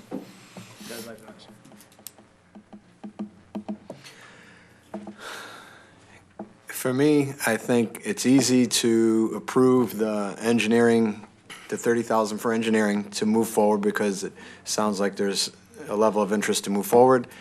To budget, whatever makes sense, the 583, a little bit more. And then have some further discussion, workshop, whatever, to try to make sure that moving forward, it is with the continuity that you suggest because that makes perfect sense. So, and there's no harm if there's a change of opinion or we look at it and maybe it's too big to handle, right? Whatever we may end up thinking about it, at least there's a budget item. So it gives us the flexibility to do either. Well, And they're moving forward. So there's, you know, we have the ability to move forward if that's what the board wants to do. So I don't see any downside in moving forward with the project and maybe, you know, we're not being asked to specifically define what we're going to do right now as far as the actual construction of it. Right, I mean, we've adjusted budgets before. Sure. So if we have to do it later, we can. It would be great to know that we had enough for 19 and 20 as a placeholder, and if we want to back it down, we could back it down. That's usually easier than asking for more, but, you know. Well, it's wide open right now. We had what, again, 9? The committee recommended 950. 950. Put whatever you want in it. Well, your You haven't placeholder for done this it year yet. would. Put it down or. For You haven't this done the year- budget yet. Yeah. You put Yeah, but whatever you for want. this year, it'd be the 583, right? It could be. I mean, unless we're, I mean, are you saying go ahead, instead of doing this, that, or the other, do Main Street too? Or do some on Main? Doing Main Street and 11 Mile. Right, but does that fall in with your plan? The Or Main what- Street locations that are already, so for these 3, for Kenilworth, Main at Fourth, Main at Third, and Main at Lincoln, that's going to be moving forward with design and everything this fall for summer construction. Right. Which one is again? So Right. that's So the this is- 2020 this- CMAQ, This so, schedule is set up Yeah. by CMAQ funding. right. So you can't mess, I don't think, we can't mess with this schedule. We can't say, well, we want to do this. This is correct, if you 19 wanted- and 20 are set. Right, I mean, if you wanted to move forward and do the Main Street locations at the 2021s now, you could. It's just, it would not be advantageous for you. You'd end up spending more money than you need to. Because the other money, CMAQ is funding some of the work that needs to be done in Right. order to put the mass up. So the numbers, from a budgetary standpoint, are 583 in this year's budget and 653 in next year's, if you want to go ahead with it. And then to be adjusted by the additional 18 we'd spend to get their answer on what it really costs. Correct? Can we put a motion on the table and get this going? Certainly, go ahead. Make it. I can't make a motion. Well, You're the right wording. wait. Yeah, all right, just throw a motion on the table and we'll just, Well, I go can't ahead. make a I'm motion. I'm gonna go against this because I don't have the education that I need to vote on $1.2 million. It's just a placeholder. I'm gonna make a motion to budget $1.2 million for the, how do you phrase it, for the, as a line item to fund the Mast Arm, project. Yeah, there's a line item in the Okay. development budget. And the reason why is because once we get the costs back, I think we can change things, shuffle things around, but I think it's best to have something there that'll cover this so that we have the most coverage of having uniform design for this. That's why. I second it. I got a motion by Director Krieger, a second by Director London. You're putting a placeholder in for 1.2 million, even though you know at the most you're gonna need is around 500 or 600 this year. That's Correct. okay. Yeah, correct. Okay. Any other discussion? And just to summarize then, we're committing to no actual construction or locations or anything like that with the 1.2 million. We're placing it in the budget so that if this thing moves along and we study it more and we all agree that, yes, let's do, I mean, we'll have another meeting where we say, we're gonna accept this contract and we're gonna build this A, B, C, D, and E. So we're not committing to anything beyond the budget number and the engineering services, or is that a separate motion? It's a I think line just item in our I think you budget. stated it right. Okay. And the reason why is because I feel like if we don't have that there, it's easy for that to get cut off somewhere else. And then we're gonna be right back here down the road going, I wish we had budgeted that money because now we have a traffic light there and a mast arm there. We need to do it right if we're gonna do it. That's why. Okay, any further discussion? Seeing none, I'll call for the vote. All those in favor? Aye. Those opposed? Nay. Okay. Motion carries. All right, thank you. We already voted on it. Yeah. The 30,000? No. 10. 18 comes out of this. Only $1.2 million. What's that? Okay, moving on to item number 6. We have the holiday lights 2019, 2020, English Gardens. You should have copies of the proposals provided by English Gardens pursuant to the Infrastructure Committee's meeting last week. I believe it was on Thursday. English Gardens revised their numbers and submitted an outline of their contract as well as a map on Monday of this week, so I've handed that out to you. The total number is about 315,000 and the map's there, but I'll let Sterling and English Gardens walk through that with you, and then if you have questions. So have you guys had a chance to look at the design and the tweaks that we made based on the last discussion we had? Last discussion you had with the committee? Your meeting. So essentially, the design is what we worked through with the infrastructure committee was a design that has the tops of the trees, the large trees that we normally wrap. Those are gonna have lights on them, a warm white, year-round for 2 years. So we don't have to take them back down at the end of holiday season. They're gonna stay up and give you guys more value by having that light all year round. The trunks will be in a custom multi-set that's green, Caribbean blue, and pink with a warm white twinkle. Those will be taken down at the end of the season.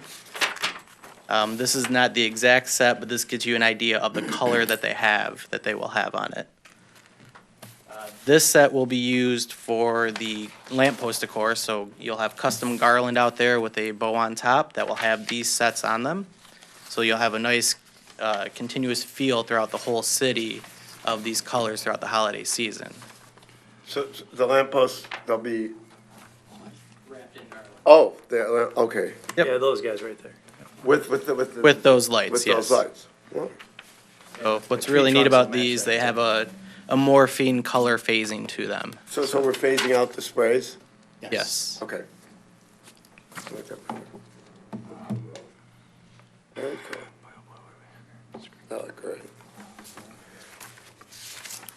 So that's the overall design. We will be consolidating the RGB orbitals, still using those. They are out of warranty, so there is an additional maintenance with that has to be done, so. Quick question, I'll ask this Director Baglio. On the lamp posts, I know we had some issues with some of them not working electrically. Is that gonna, will all the lamp posts have these, or that we're supposed to have? We're working with DPS to get all of them operational by the time the lights go up. Okay, That's what I'm told. They have been out replacing, they had a contractor when our lights were up this holiday season, out there replacing stuff too. So they kind of did a mass one on Washington and Maine. Especially for upping the game on the lamp posts. Mhm. Is there some way somebody we can go to make sure that we get that done by next year, by the time we put the lights up? I mean, Getting the power working at the end of the season, so. oh, they were, is that by the end of the season, they were all working? There were a few on the cross streets that weren't. The ones on Maine and Washington all should be working. Those are all new outlets put on by DPW's contractor. A few of the cross streets were not. My point is that we're, What if, there's an issue with Sixth Street though, right? Yeah. So Sixth Street is one of the areas where 3 or 4 years ago, construction was going on and one of the lines got cut and never repaired. So as far as I know, there's still not any power there. And I don't know, last time I talked to DPW about it and their electrician, they didn't have a good solution for it. So. Is it a simple solution? It didn't sound like it. That's why they didn't have a good solution for it. It sounded like they'd have to rip up the sidewalk again and find where it was cut, and they don't really know where it was cut from the So contractor. we're talking about the south side? That's the north side. So the lights work, it's the power for the outlets that got cut. They're two separate power lines. Okay. And that's the way that the electrician from DPW explained it to me, so.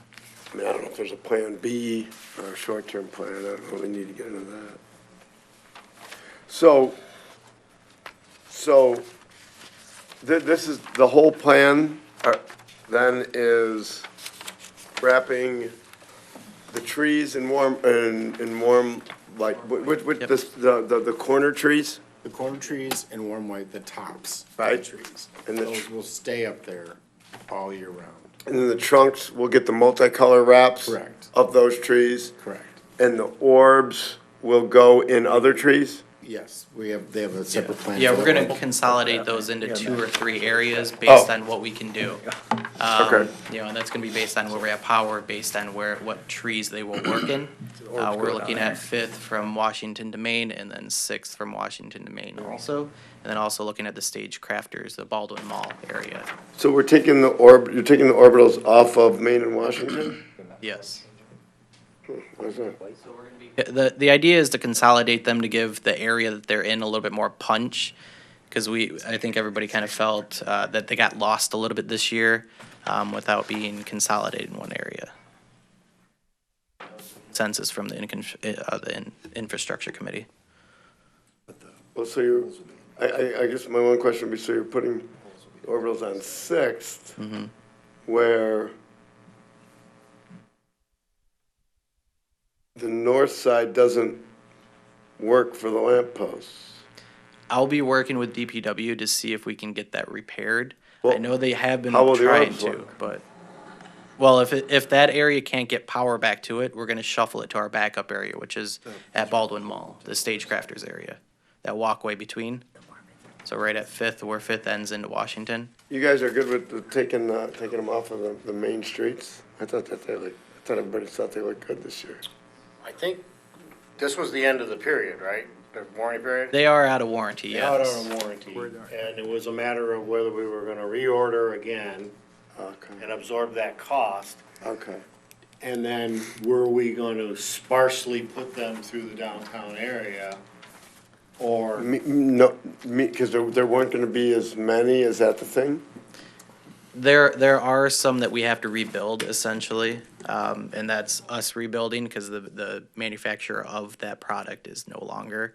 a company, so. Some of They're those good weather glasses. Some of them, they got dimmer. So what, too. but I mean, what do you guys think in terms of, coverage? So now, I'm thinking, Maine and Washington. So you will be losing coverage with the RGB orbitals. You With the will orbs, have but you're the gaining coverage with the Garland and. Well, you're really gaining the Garland Mhm. on every other lamp, is it every other lamp post? Yeah. Is that right? And they'll have more of a presence than what the current lamppost core has. Covering more real estate on that Exactly, You yeah. cover more real estate, I'm just wondering if you're losing pizzazz, because you had, like, if you looked, I'm thinking, again, if you drive down Main Street, you saw all these different colors, and you saw the Yeah, orbs, and right. you're not gonna see that. The other issue was that they were out of warranty and the sprays were, so we don't have to purchase Right. any more orbitals, we don't have to purchase any more sprays.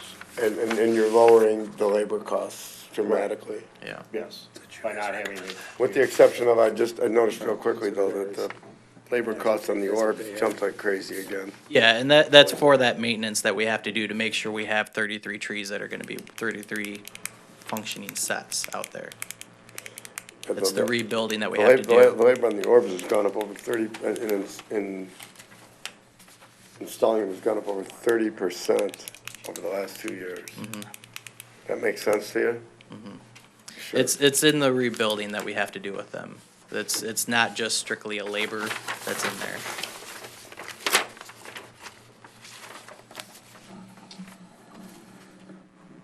Any other questions? What I'd be looking for is a motion to approve the contract and the plan and authorize me to execute it. The dollar amount that would go into the budget would be a total of, a budget 315,000, but the contract's for 313,740. Okay, I'm looking for a motion. Yep. I make a motion to approve this plan and allow Tim to execute the contract as budgeted. I got a motion from Director Baglio, I'll second it. second from Director Krieger. Any other discussion? Seeing none, I'll call for the vote. All those in favor? Aye. Thank you. And if we do get into it, we want to shuffle those orbitals around to get more coverage, like Matt was saying, we can do that. I mean, if we put a bunch up on Fifth and it's like, maybe we need to spread them out, we can still do that. That doesn't change your pricing around at all, so.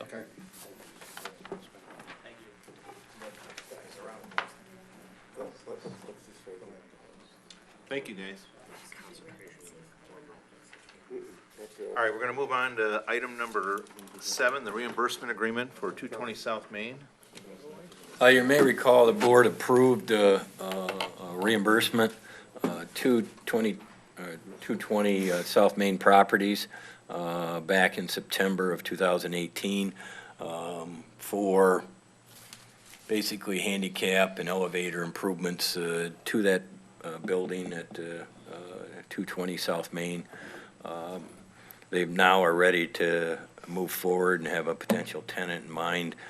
So we drafted a reimbursement agreement. Mr. Dave Gilly has had it reviewed by his attorney and has executed it.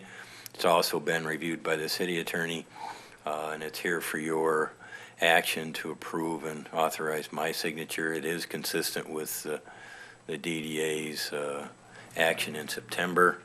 I have a copy of the DDA's resolution from that meeting, also included if you wanted to refer back to it. And as I recall, the back and forth between his attorney and our attorney was pretty much grammatical issues, as I recall. And Yeah, it was minimal. And the date, yeah, the date. Putting periods into LLC and Exactly, yeah. things like that. Okay, so this is something we've discussed before. This would also need a motion. Move to approve. So moved by Director Riley. Second by Director Sophia. Do we have any discussion? Director Johnson? I still think this should be 80%, consistent with what we've done on others.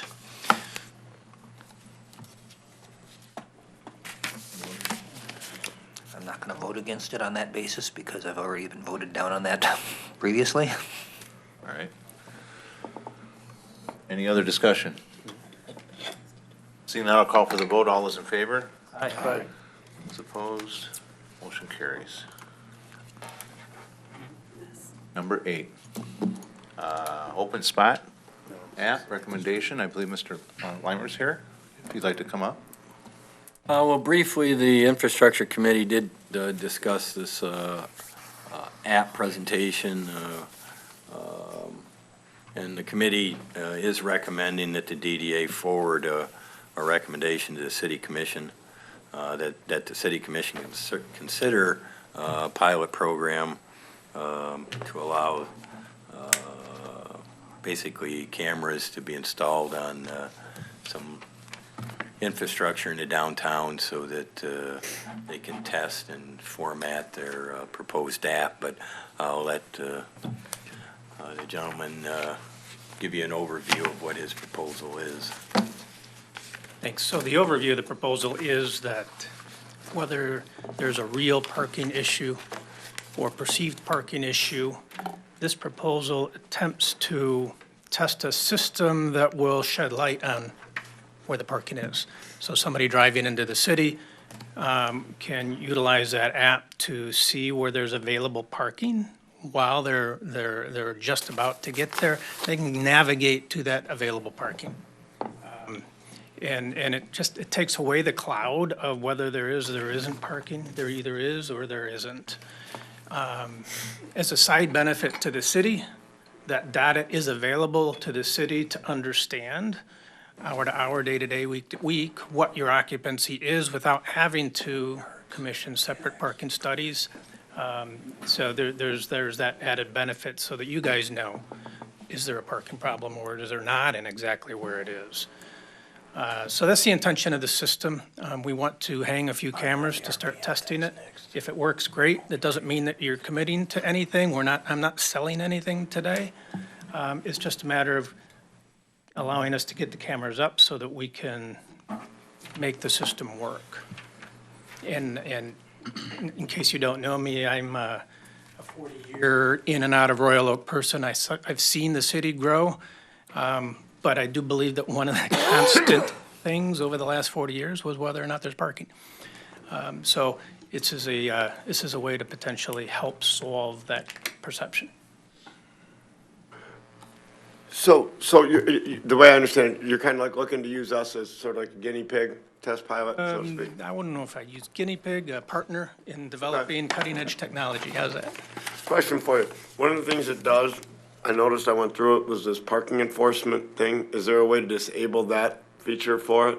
You can choose to see or not see that data. That is not, it was an idea worth throwing out there. If the committee or the commission doesn't like that, that doesn't have to be provided. Well, I think from the DDA standpoint, I think we already have a perception from our customers that we're uber aggressive on enforcement, and I think that this would be perceived as one more big brother looking to get them. Yeah, absolutely. No, that does not have to be passed on.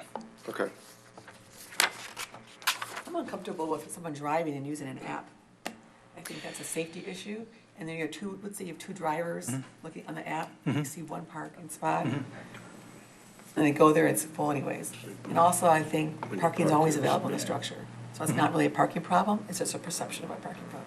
Right, and the intent would be to eliminate the percent, or assist in eliminating the I don't know if it perception. eliminates it unless you show the structures as your first option. Which would be part of the solution as well, yeah. This isn't simply on-street parking, it can be employed in lots or structures as well. I think structures should always be the first option that pops up. But I don't like the idea of someone go, oh, I'm in the city, oh, where's the parking, and looking and driving. I think that's extremely. And it would be very similar to Waze as it works today. If you're a driver and not a passenger, unless you're stopped, it won't allow you to do anything like that. Well, Waze, so Waze talks to you, correct, to tell you where to go? And part of our vision actually would be to integrate with Waze or Google Maps. So it wouldn't be our navigation per se, but it would be theirs with all of their current functionality. Because that's a really good point. I mean, to put out an app where somebody's supposed to be using it when they're driving around. Right. Do you have this solution in other cities? No, I'm approaching Royal Oak first and only at this point, merely because this is my hometown, and I'd love to work with Royal Oak to do it. And at this time, this is just data collection, right? Yep. Dr. London. Okay. My other concern is the cameras. We're trying to clean up the city, and now we're adding more clutter. That's just my only. They're only like 3 feet long on each Camera's a post. camera. No, I'm just joking. They're very small. We're trying to design it so it blends right into, we want to hang them on the lamp posts, about 12 feet up. So we want them to blend right in and really be not noticeable as much as possible. I understand that concern. A couple months ago. More cameras in New York City. Anybody else? The ornamental lamp posts in the downtown tall enough for you to do that? I'm saying yes, but that's part of our test process.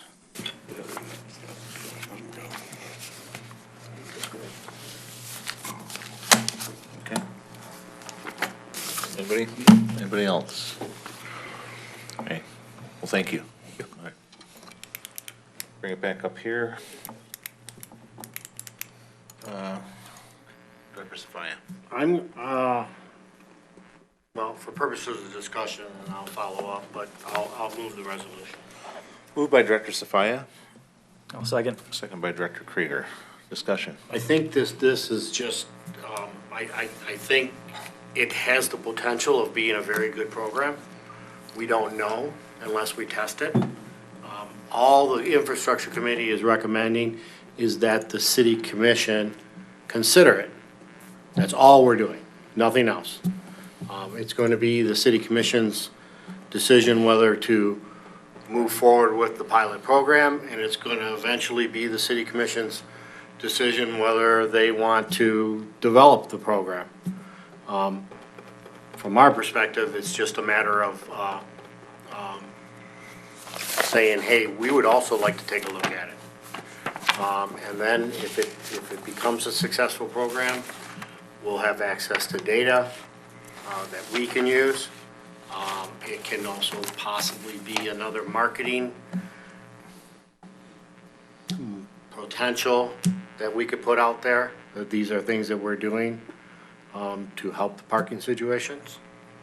So I just don't, I'm not seeing, at this point, we haven't even started this, we haven't looked at it, but we don't know if it's good or bad unless we do a pilot program. So I'm recommending that we send this off to the city commission for their consideration. We can't even let our people know that parking's free in the structure for the first 2 hours. Now we're gonna try to tell people there's an app they should download. I think there's so much education that's gonna happen before that's even remotely possible or successful. Anybody else? Director Krieger. I'll say, everything Director Sophia said, I agree with, and at this point in time, I see it as, it's just data collection. We're not rolling anything out, so I don't think there's nothing really to lose. So. Anything else? Anybody else? Seeing none, I'll call for the vote. All those in favor? Aye. Aye. Those opposed? Motion carries. Thank you. See Mr. Gettinger sitting in the back there. I'm going to move up number 11, please, everybody, and have you come up now, and we'll talk about the Commission for the Arts request. Do you need me to say anything? Introduce yourself, because I don't think everybody up there knows Jason, you. I live at 2705 Clausen Avenue. I chair the Commission for the Arts and own a business in town. And we're here to ask for money. Pardon, James had to run to a meeting at the senior center at 6 o'clock, so he had to take off, and I have to be out of here by 6 as well. So I appreciate getting us to the podium. Ask me some questions. Anybody have any questions? I'll start. What did we budget last year for the Commission of the Arts? Nothing. Okay, and the ask this year is? Matt, if I can interrupt, the assumption was a couple of years ago, there was a miscommunication It was thought that we were a budget line item for you guys for a number of years now. So we've been including the DDA in everything we've done, all of our programming for the last number of years, apparently with zero funding.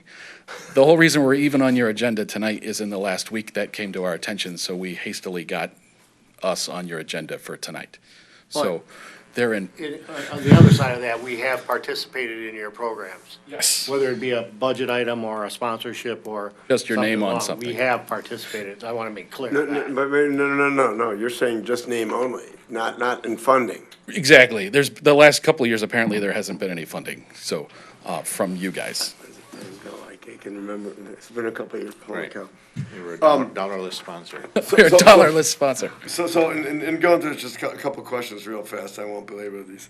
For the summer concert series, looks like you're up in the game. I'm interested that you're budgeting $7,600 for artists and $8,500 for marketing. Yeah. And that just seems, that's just kind of a. Totally understand. We've never done any marketing other than guerrilla warfare.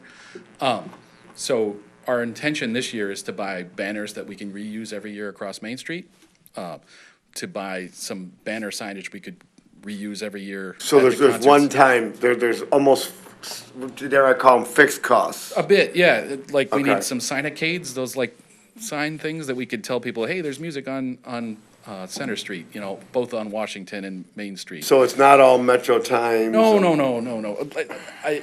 To be quite honest, I don't know exactly how that number came to be what it is, but the intention is to do things that we can do regularly. There is, I think, if I'm not mistaken, a few $1,000s in that, thinking, oh, we never promote any of the things downtown. We don't boost Facebook posts or any of that kind of stuff. But if that could be accomplished with DDA staff, because most of those activities happen down here, or DDA programs already, then we don't need that. So, Okay.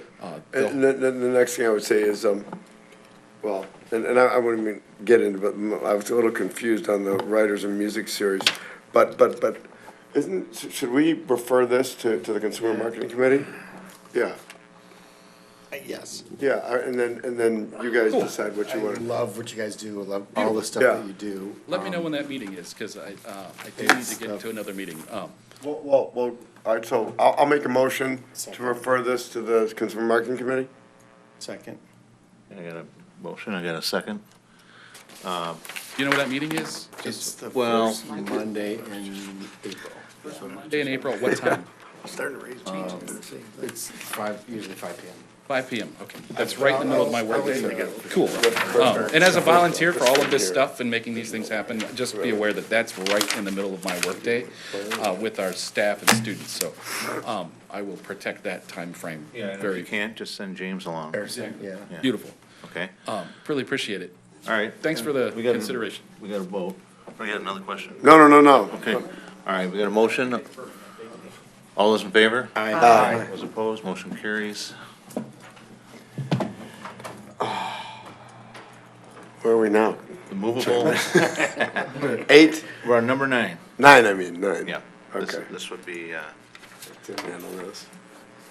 the RPM request. This is really in front of you is your role as the city's parking committee. You'll see in the communications, there's a letter from Mr. Fenton, the city's economic development manager, regarding the MEDCs and the Michigan Strategic Funds award towards RPM freight systems and their planned investment. As you may recall, the MEDC requires a local contribution or match of some sort towards their incentive package. In this case, again, in your role as the parking committee, what was suggested is providing was setting aside 59 parking passes. They're not reserved in terms of spaces, but just the ability to have passes on their own.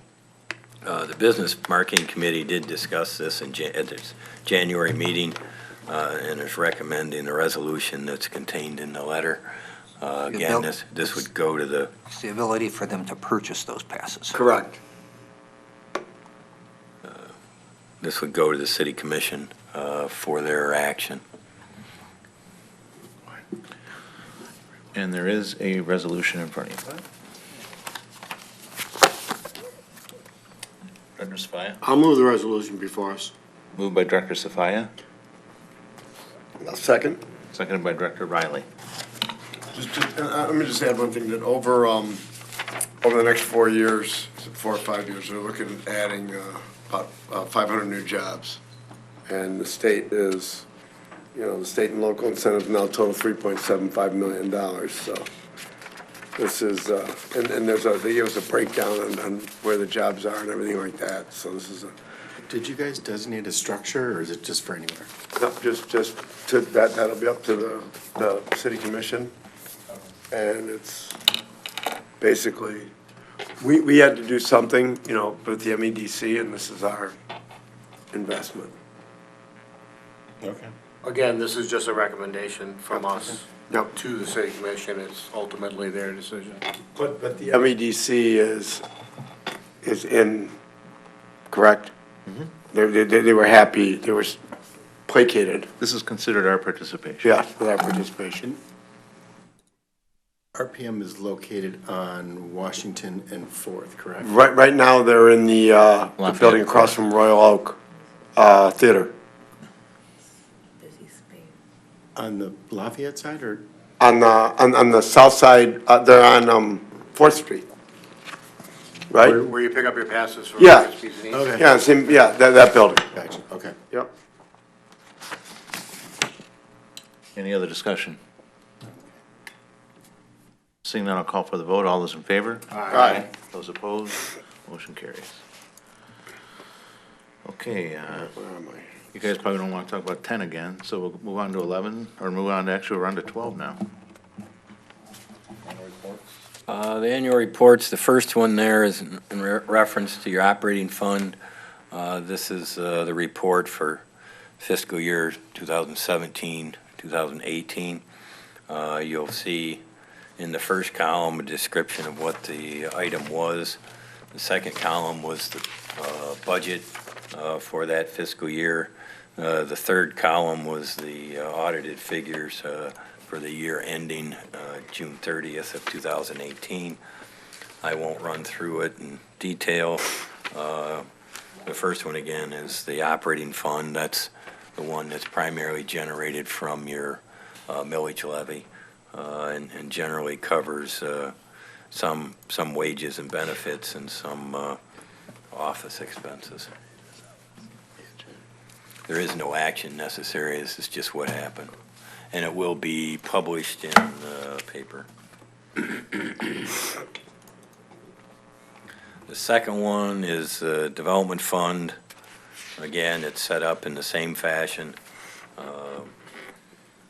the same time periods. I'm not sure if there's anything you want me to highlight.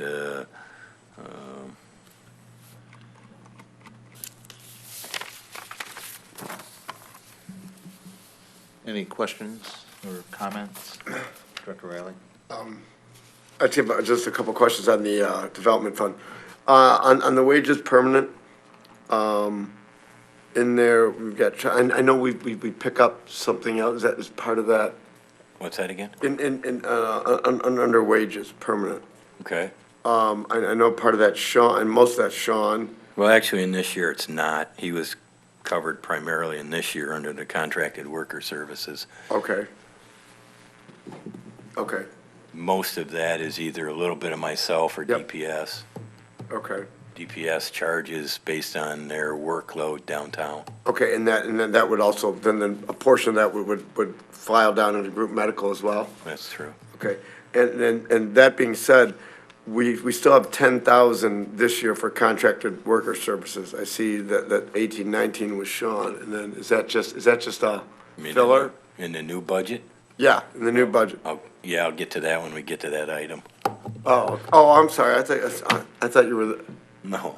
oh, We're on the We're on audited, 17, or the report, but. oh, No. wait, where are we? We're on the annual Oh, report. never mind. How did I miss that? We're on 12 now, 14. Sorry. All right, I apologize. So I guess it's just if there's anything for Oh, yeah, yeah. Mr. Twing, any questions in regards to those two reports? Again, both of those will be published in the paper. All right. I was trying to. Under number 13. 13, goals and objectives. The narrative that's here is generally reviewed and approved by the DDA on an annual basis. It is then put into the city's budget document.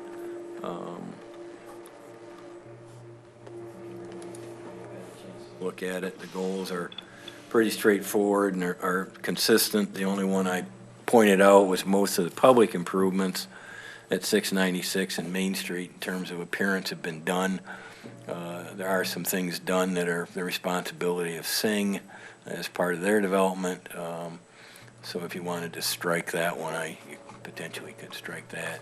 I don't know if you have any other modifications, changes or additions, but this is really your document. So if you're happy with it, I'd just ask for a motion to approve with the strikeout. I'll make the motion to approve, as is. Moved by Director Riley, Second. seconded by Director Krieger. Questions or comments? We will be having another goal session, and I know a few of you have requested that, and with Tanya being a new member, we need to get her input. So at some point, we'll peg off a couple hours, and we'll take this document, we'll massage it based on her input, and some of the input we heard, public comment. All right, there's a motion on the table, any other comments? Call for the vote, all those in favor? Aye. Motion carries. All right, out of the meat. Looking at the budgets. Again, the operating budget for fiscal year 1920 is based on the millage levy.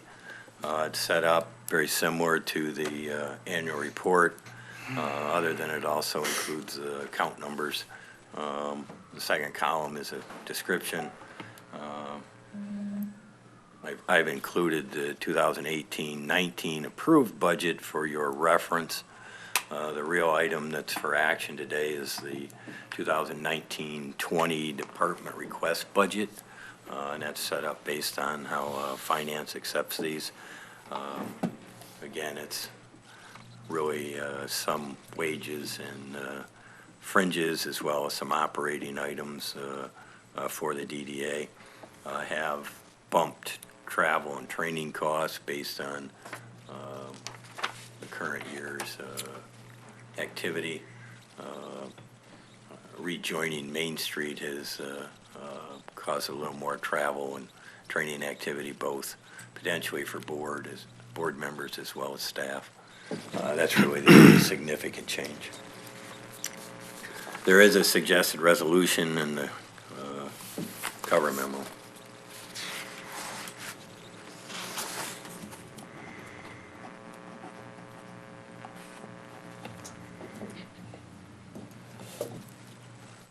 Can we take all three of those resolutions as one? Well, it's just one resolution. It's a couple of whereases, and you can just adopt it as one resolution.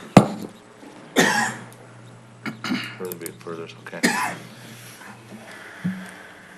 Director Sophia? This looks pretty straight, this one looks pretty straightforward to me. I don't see any big differences from previous years and such, so I'm gonna move this resolution. I got a motion by Director Sophia. I'll second.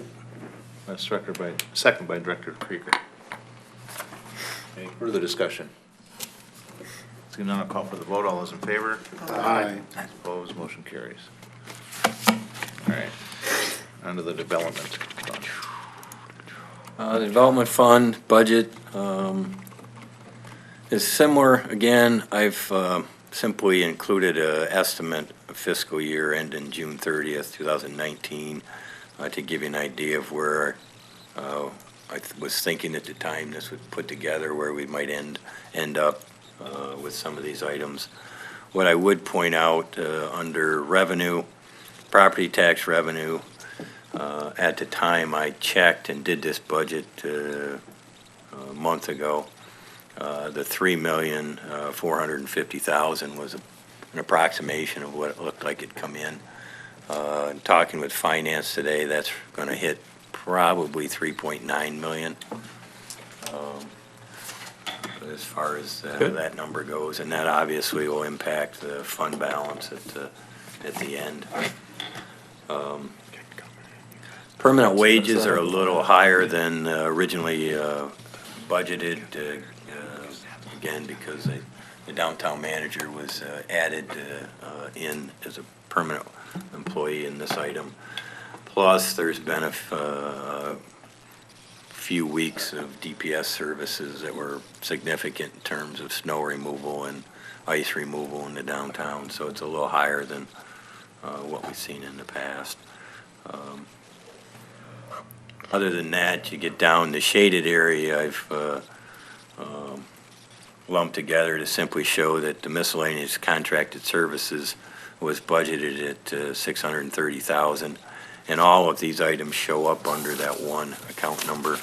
That includes maintenance that Worry Free does, as well as the English Gardens contract. The one thing I will point out is that rather than $305,000 for English Gardens at the time, again, this was put together in the estimates we had at that time. You just approved basically $315,000 in that line item this evening. The other one I'll touch on first would be the traffic signal replacement mast arm style. Was originally put in at $950,000. Based on the action tonight, should be $1.2 million. Other than that, the highlights that came out of the infrastructure committee were to continue with further review and discussions of electronic message center signs that had not been able to find a good location to install yet. So we're still budgeting about $200,000 for that right now for those two signs. Basically a placeholder for the alley improvement program at $200,000 while the infrastructure committee works through the next steps in that. Again, the committee looked at decorative street lighting, and what I'm referring to there is all the lighting in the DDA area that are on the streets. One of the items that the committee would like to see done is have all of the fixtures themselves match rather than having some sodium and some LED. They would like to have them all converted. The second item would be to potentially install some of the smart poles that the committee's looked at in the past. And so they're going to work towards identifying and bidding that and bringing it back. But we've got a placeholder of $1 million budgeted for that line item. The brick replacement of brick pavers was an item that came up like crazy, these brick pavers. And has continued forward, and that's basically taking out all of the crack and pitted pavers and replacing with a stamped concrete. And then you've got $50,000 budgeted for improvements to the north side of the alley. You'll recall that the county was going to provide a basic concept, and Sean and I met with Ron Campbell this afternoon, so the infrastructure committee should be looking at that concept for that the next meeting. But we're budgeting $50,000 for landscaping in that area. Then there were several items that the committee talked about, but there were no budgeting for at this point because they may occur in a future fiscal year. The last one that's included under here is build out of the commercial space in the 2nd Street deck. The committee's looking to budget $300,000 for that, basically to take it from its black box design, which was a dirt floor and no walls, to basically a white box with a flooring, bathrooms for an assembly type use, and then potentially some kitchen operations, depending on what that is. But the first step would be to hire an architectural firm to actually do the design for that. My thought would be that that would come out of this fiscal year's budget under contracted services that's in there. So we'll get some price quotes if you want to move forward with the 300,000. That's the 10,000 placement, yep.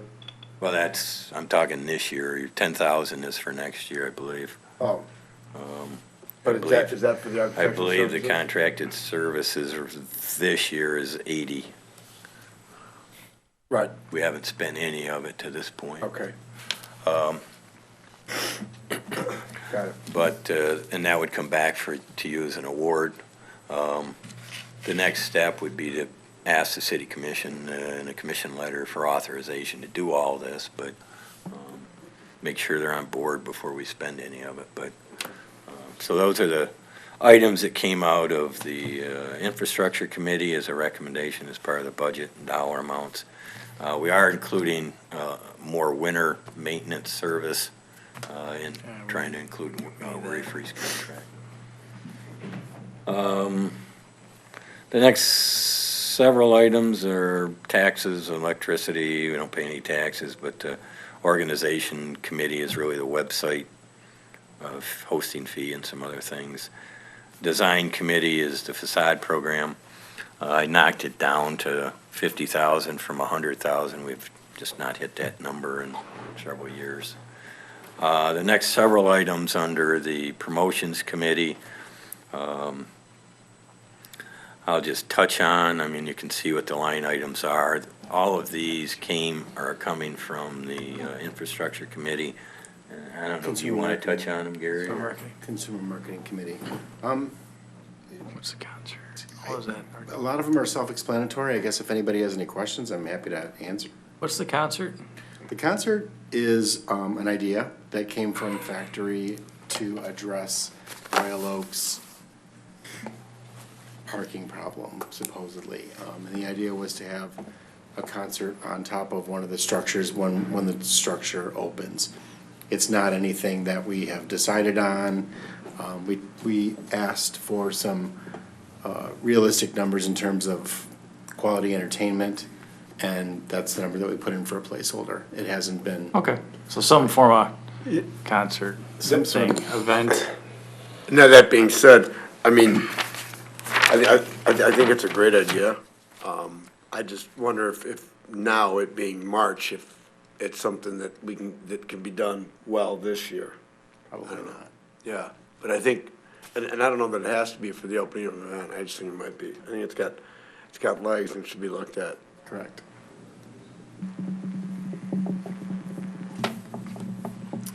The other one's just the culinary event is just, An event that several restaurants got together and asked that we try to put together an event that highlights Royal Oak's culinary aspects, you know, Great which idea. I think is, we don't do enough of, so that we placed a placeholder in there for something like, for Julie to develop. Will we be organizing that event? yeah, that's what I was gonna ask. Are Or they is it- DDA events, or are we gonna Something farm? that Julie would do in tandem with these restaurants? Why wouldn't the restaurant association do that?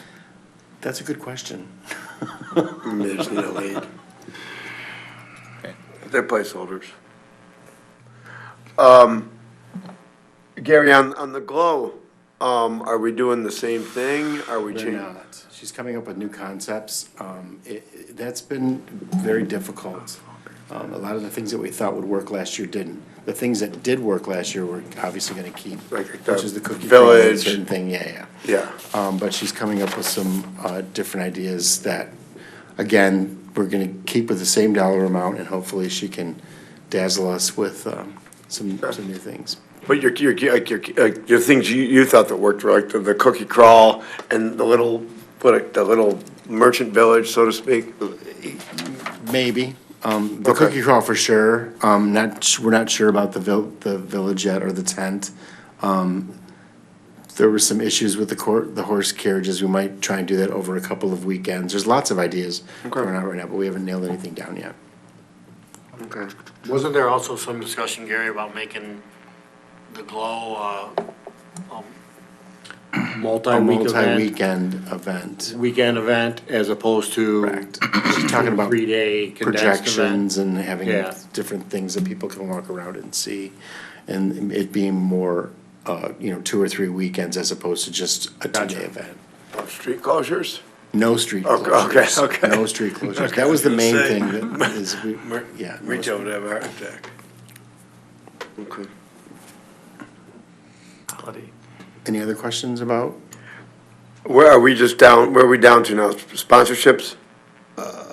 The whole list there, I'll go into, why are we increasing, media buying $110,000? well, what we did was we outlined with realistic numbers, all the bells and whistles that we would need to do an unbelievable marketing program with what we've got designed by Factory this year and getting it out on the airwaves, billboards, print, social media, everywhere. And that's the number that we came up with. Couple questions. Social media, I thought we had a social media person that we're paying $3,000 a month to? Correct. That, I don't think, we've kind of moved things around in that, not so much paying one person to do that anymore. I think Okay, so she's, her contract, I believe, expires the end of this month. okay. So, and again, I just asked a question, and I don't know, but it's like, How long is Julie still under contract with us for the media buys? Yes. She has 50%. That contract end, do we know? End of the fiscal year. End of the fiscal year? do we have any way to measure whether the media buys are effective? Are they working? I mean, and I guess, again, alls I know is, what I read and see. And you're just hearing, less and less people are watching TV and I don't know what billboards do anymore, but, it's all social media and influencers and this, that, and the other. And yet we're doubling down on, and I'm only asking the question. I'm not trying to pick. The answer's a lot longer than we have time here for.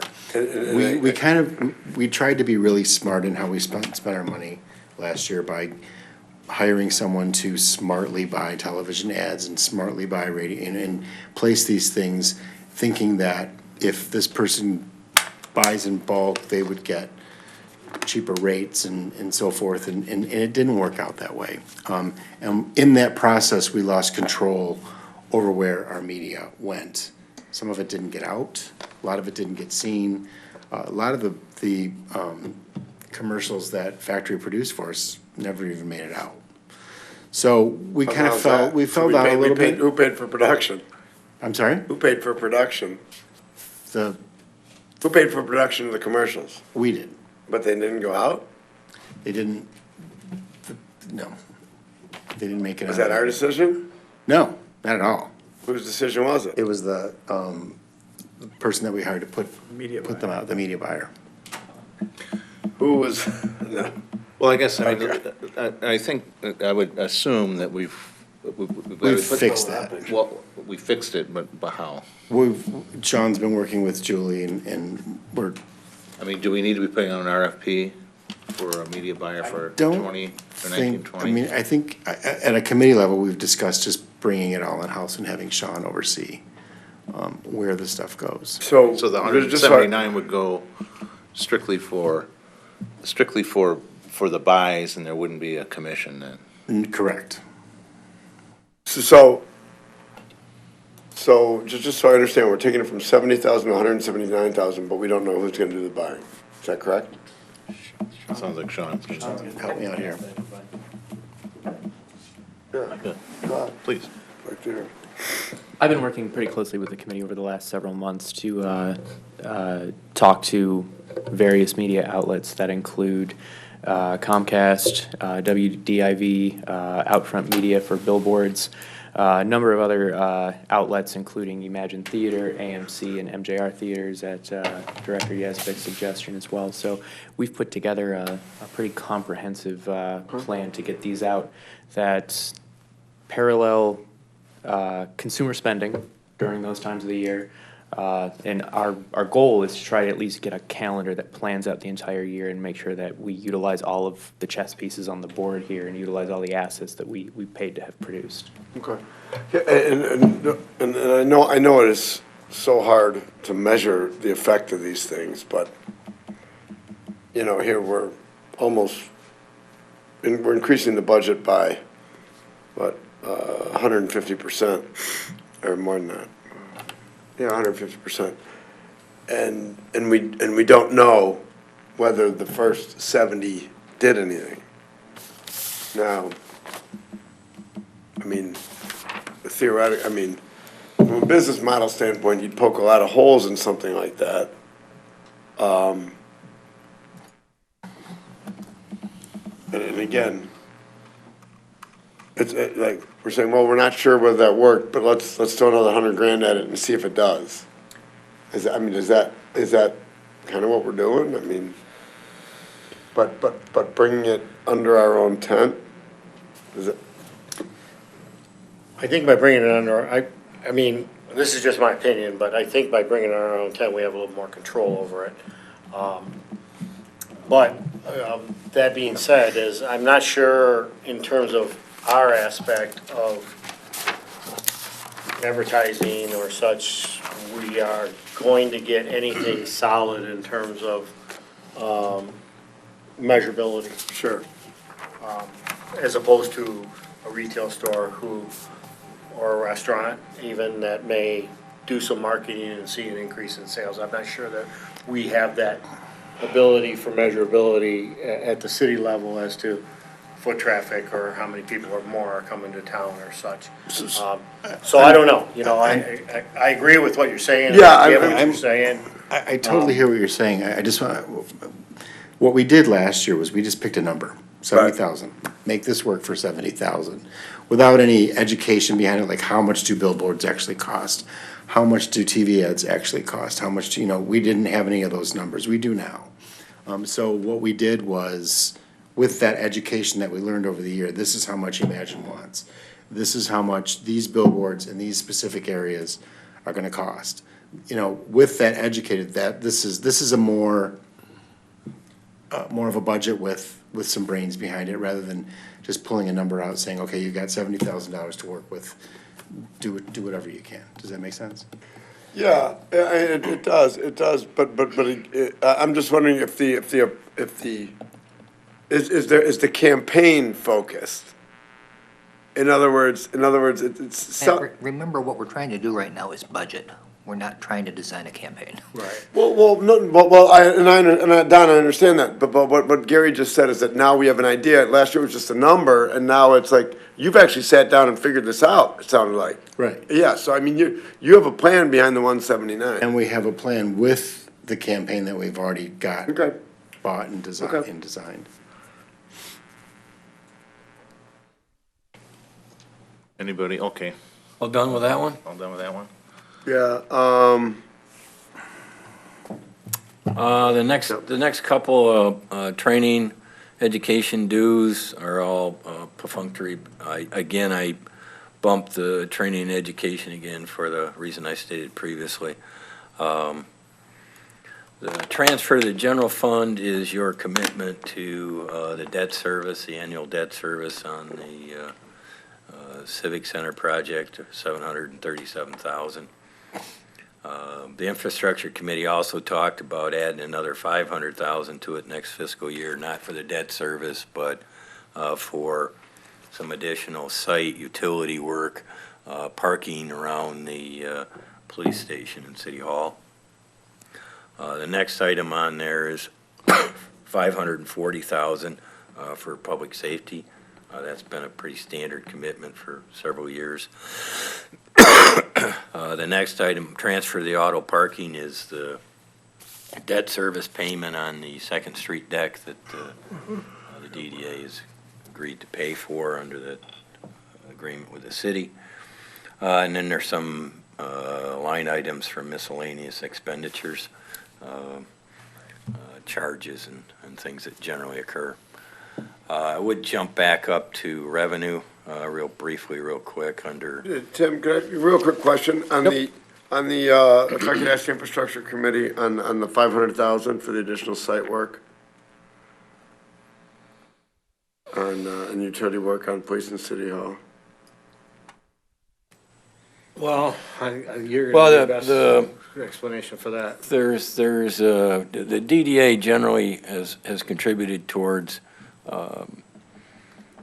storm detention, streetscape work, lighting, parking improvements and things around projects, and staying consistent with that.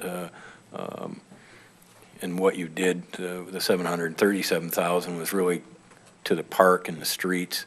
It didn't really address some of these other areas, and there may be opportunities to add some additional parking in the area that the committee thought was important to at least be able to explore and So keep an eye part on. of this has the potential to increase parking in some way? Potentially, Yeah, somewhat. and to be very clear, it has nothing to do with the structures, the police station or the city hall structures themselves. It had It's- nothing And it's to a do with one-time buildings. fee? Yes, Yeah, a one-time commitment. Yeah, it's a one-time commitment for infrastructure around those properties. Gotcha. With those items, and again, there are two items that you've amended this evening. Again, I'll just point back to them. The English Gardens went up to 315,000, and the traffic signal replacement mast arms went from 950,000 to 1.2 million. So those have occurred and would be as amendments to this. I would also indicate that I talked with, again, Finance this afternoon to see where they were at with revenue estimates and the city assessor. I was rather conservative a month ago, which I generally do, but 3.75 million in terms of property tax revenue, I think can probably get bumped to at least 4 million under this, and that would impact the fund balance at the bottom. So with those three amendments to this, there is a resolution to your, for this budget if you wanted to pass it. Director Riley. Just two suggestions on other increases. For what it's worth, on the alley improvement program, I would suggest just upping that maybe another 100,000 right now, so that if we go ahead and want to get something done, particularly with, between third and fourth, not sure what it's gonna be, but just as a placement. And the other addition I would suggest would be for a slot for a PR person under contracts, for a public relations person. You know, I don't know, maybe. Is there a dollar amount? If we can budget $2,000 or $3,000 a month. So Those are 24 to just 36,000. suggestions. And maybe up the alley improvement program to, Under contracted services? yeah, I would 30 add would it be to in the middle contracted of that, services. Huh? 30 would be in the middle of that. You said Yeah. 2 to 3. Yeah, 30, just to have it in there.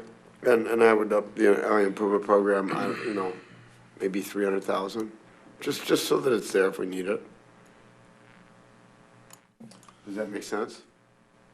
Yeah. Procedurally, does that Well, I need a motion to amend it, include those items. Okay, that's. Well, we gotta amend it anyway. Okay. Right, with The other ones, the. Remember, we can always amend our budget at any time, Yeah. so.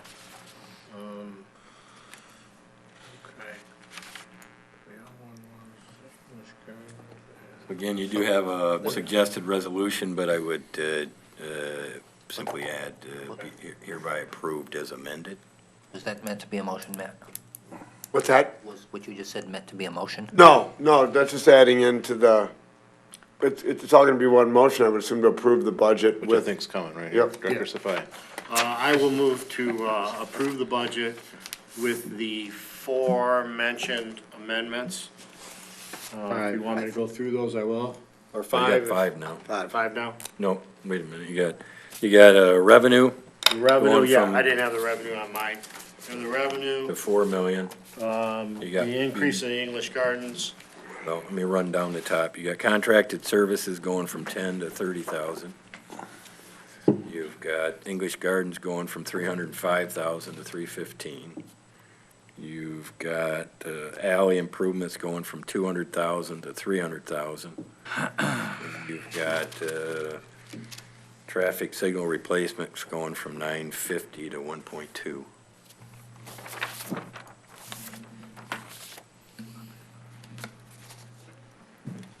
That's on all. um, So your motion my includes all motion that? is to include those amendments. Okay. Second. Second by Director Yazbek. You want to repeat that? Any other discussion? Seeing none, I'll call for the vote. All those in favor? Aye. Those opposed, motion carries. All right, committee updates. You just got them all. We just got them all. Consumer Marketing Committee, we're good. B, the Mast Arm Committee, we went through that. We have the Everything in our Did you meeting say was Master? done tonight. Was done tonight. Master Arm Committee. Business Marketing Committee, They did theirs. thanks Yep. thanks for keeping your budget numbers down to the Business Marketing Committee. Yeah, But on Yeah. to 16A, the Downtown Manager Report. yeah. Sean. Oh, hang on, I got questions on that. I'll keep it brief. You have it in front of you. I promise I only If have you one more any question. questions, Please fire away. One thing that's not included in there that is a recent development the past couple of days is we have a new business coming into the old Gale's Chocolate space. It's very, very good news. It's been covered very positively in the press, so we should all be very happy about that. Unless there are any questions, that's my report. About 26 minutes. Did you have a question for Sean? Yeah, I just had one question.